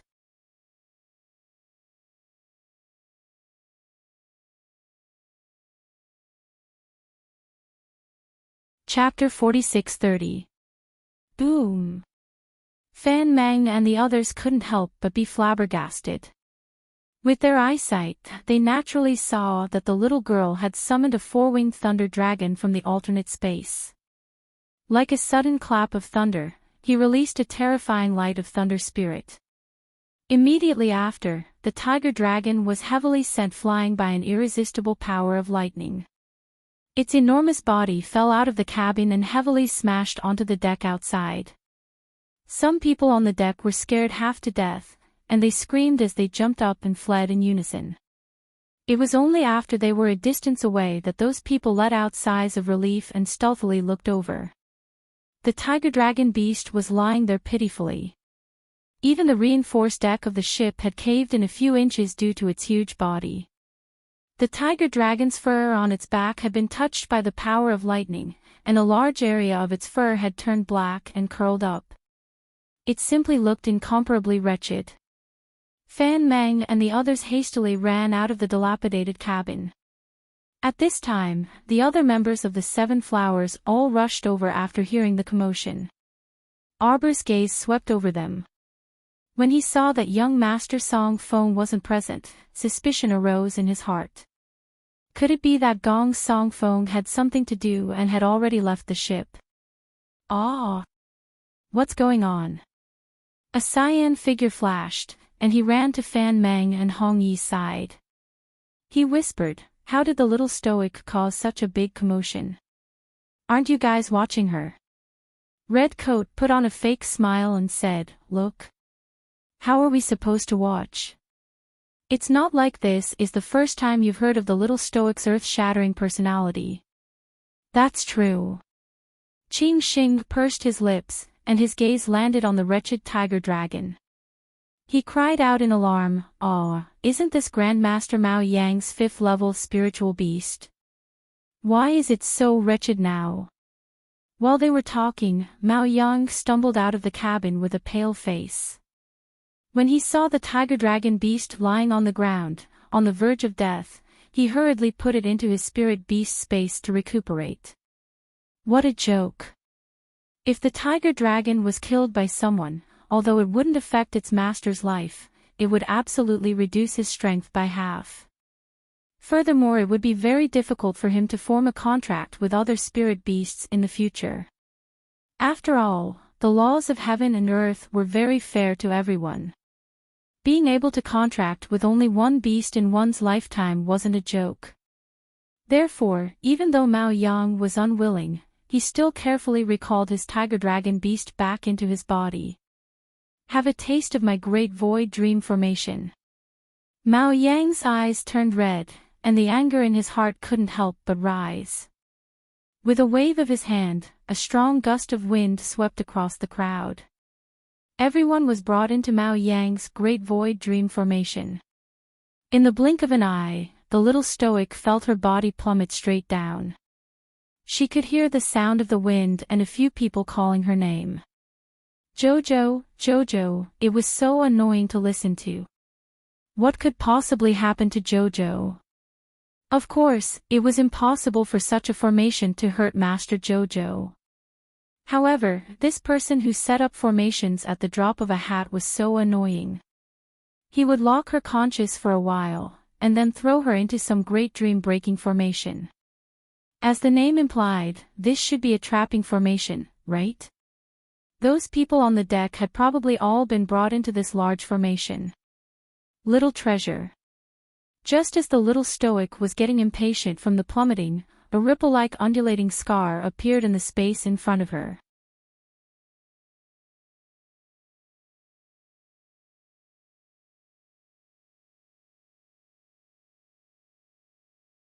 Chapter 46:31. A small hand reached out from inside and grabbed her arm tightly. Uncle Master. The little stoic seemed to pass through a thin layer of space and abruptly arrived in front of little Nidian. Are you all right, little treasure? Little Nidian raised his small hand and caressed Arbor's face, pinching it in passing. Don't be scared, Uncle Master is here. What can happen to me?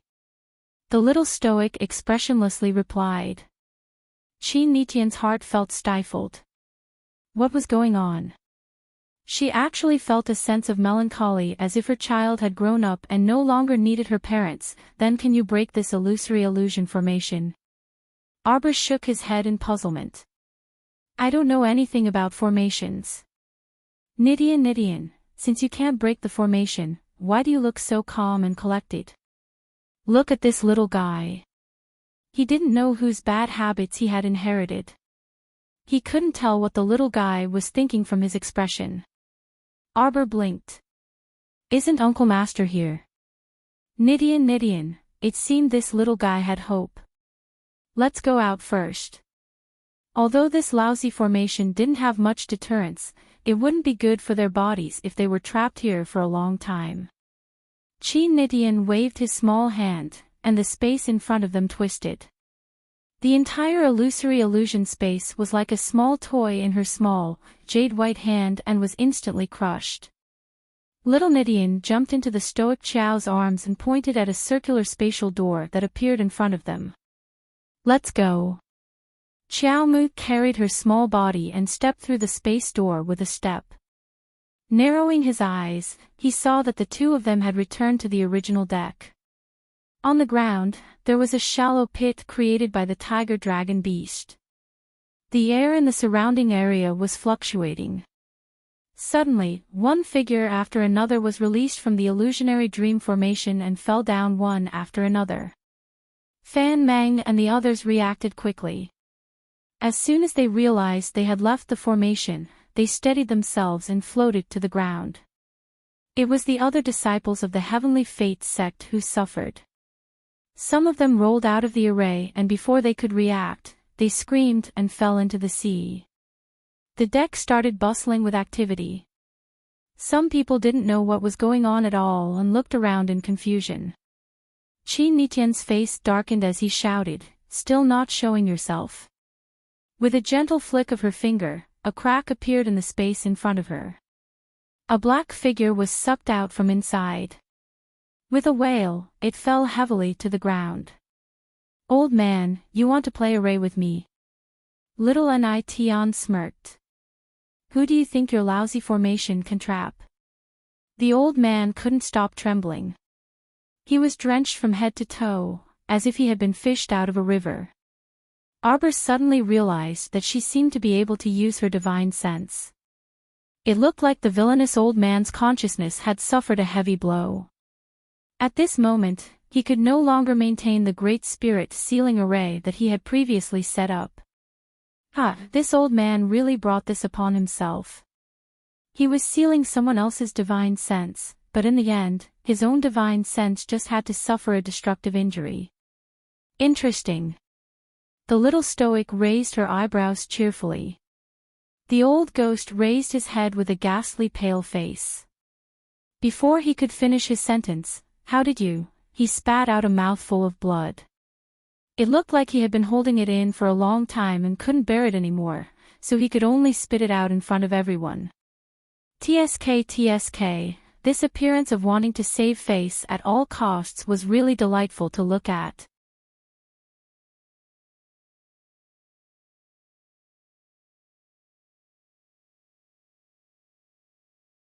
Chapter 4632. 50384 Area of Effect Damage. You want to ask me how I can break your bullshit false dream formation? Against the sky, sized up the old man in amusement. He motioned for the little stoic to put him down on the ground. Everyone saw a 5 or 6-year-old soft little girl running in front of the old man with small, quick steps. She lifted her small chin and said coldly, "I'm your ancestor who set up the formation." Everyone, Master Mao Yang had a gloomy expression. He gnashed his teeth and sneered, little brat. You think you've won for sure? You might as well raise your head and take a look." Master Mao Yang let out a shrill howl, his eyes dark. "Today, all of you will die here." Xiao Mu looked up and gazed impassively at the large, densely packed group of harpies approaching from afar. The sky was blocked by the harpies' pitch-black wings. There was a dense mass of black above their heads, and from time to time, several black wings would shed their feathers and float down from above. The little stoic's face darkened, and she subconsciously moved closer to her Master. There were probably tens of thousands of harpies in the sky, and each one looked stronger than the previous harpies. Furthermore, their bodies emitted a faint blue glow. Master Mao Yang sneered, "How is it, little brat? Do you think that Hall Master Mu doesn't have a backup plan?" The old man stared at Arbor and smiled smugly. "Instead of cooperating with a little brat like you who goes back on her word, why don't I continue cooperating with Hall Master Mu? After all, this old man is still someone blessed by the heavens. The organization forbids private fights and the killing of companions. Little miss, I'm a good person, so how can I really listen to your orders and go deal with Hall Master Mu? Do you feel especially disappointed and dejected?" The old man wanted to discern some clues from the stoic's calm face. In the end, he couldn't discern anything. "As expected, you're a cunning old man." Xiao Mu nodded at this great Master Mao Yang. "This Hall Master Mu that you speak of is indeed extraordinarily intelligent. However, this is as far as he goes." "What do you mean?" The old man frowned. He had a bad feeling about this. Arbor gave him a long look and said expressionlessly, "If you're in the mood to worry about others, why don't you worry about yourself? What is there for me to worry about? Do you think you can escape unscathed under the siege of these mutated harpies that have been poisoned by over 10,000 of them? Look up." The little stoic suddenly pointed at the sky. The old man's eyelids twitched. He looked up and saw that the 5 or 6-year-old girl had already leaped into the air. One person stood in front of thousands of harpies. The old man's heart trembled, and he couldn't help but shout angrily, "Wishful thinking, who do you think you are?" He wanted to fight against tens of thousands of harpies by himself. Don't blame this old man for not reminding you. Once the flesh and blood of these harpy men fall to the ground, they will definitely be poisoned and die without a proper burial ground. These were all harpies that had mutated after being dipped in poison. No one could stop them. They were originally prepared to attack Yen City, but now, they were used here first. The old man glared, only to see the little girl turn her head and glance coldly at him. She then brandished a heaven-pointing sword. All of a sudden, a blinding light erupted simultaneously. Just like that, she brandished it directly at the harpy army opposite her. You're tuning into the LoveLore Library YouTube channel. We're so grateful for your support, and don't forget to subscribe to join us on this incredible journey through captivating stories. Your generosity through donations truly makes a world of difference, as it's the primary source of revenue that allows me to expand and enhance this channel for you.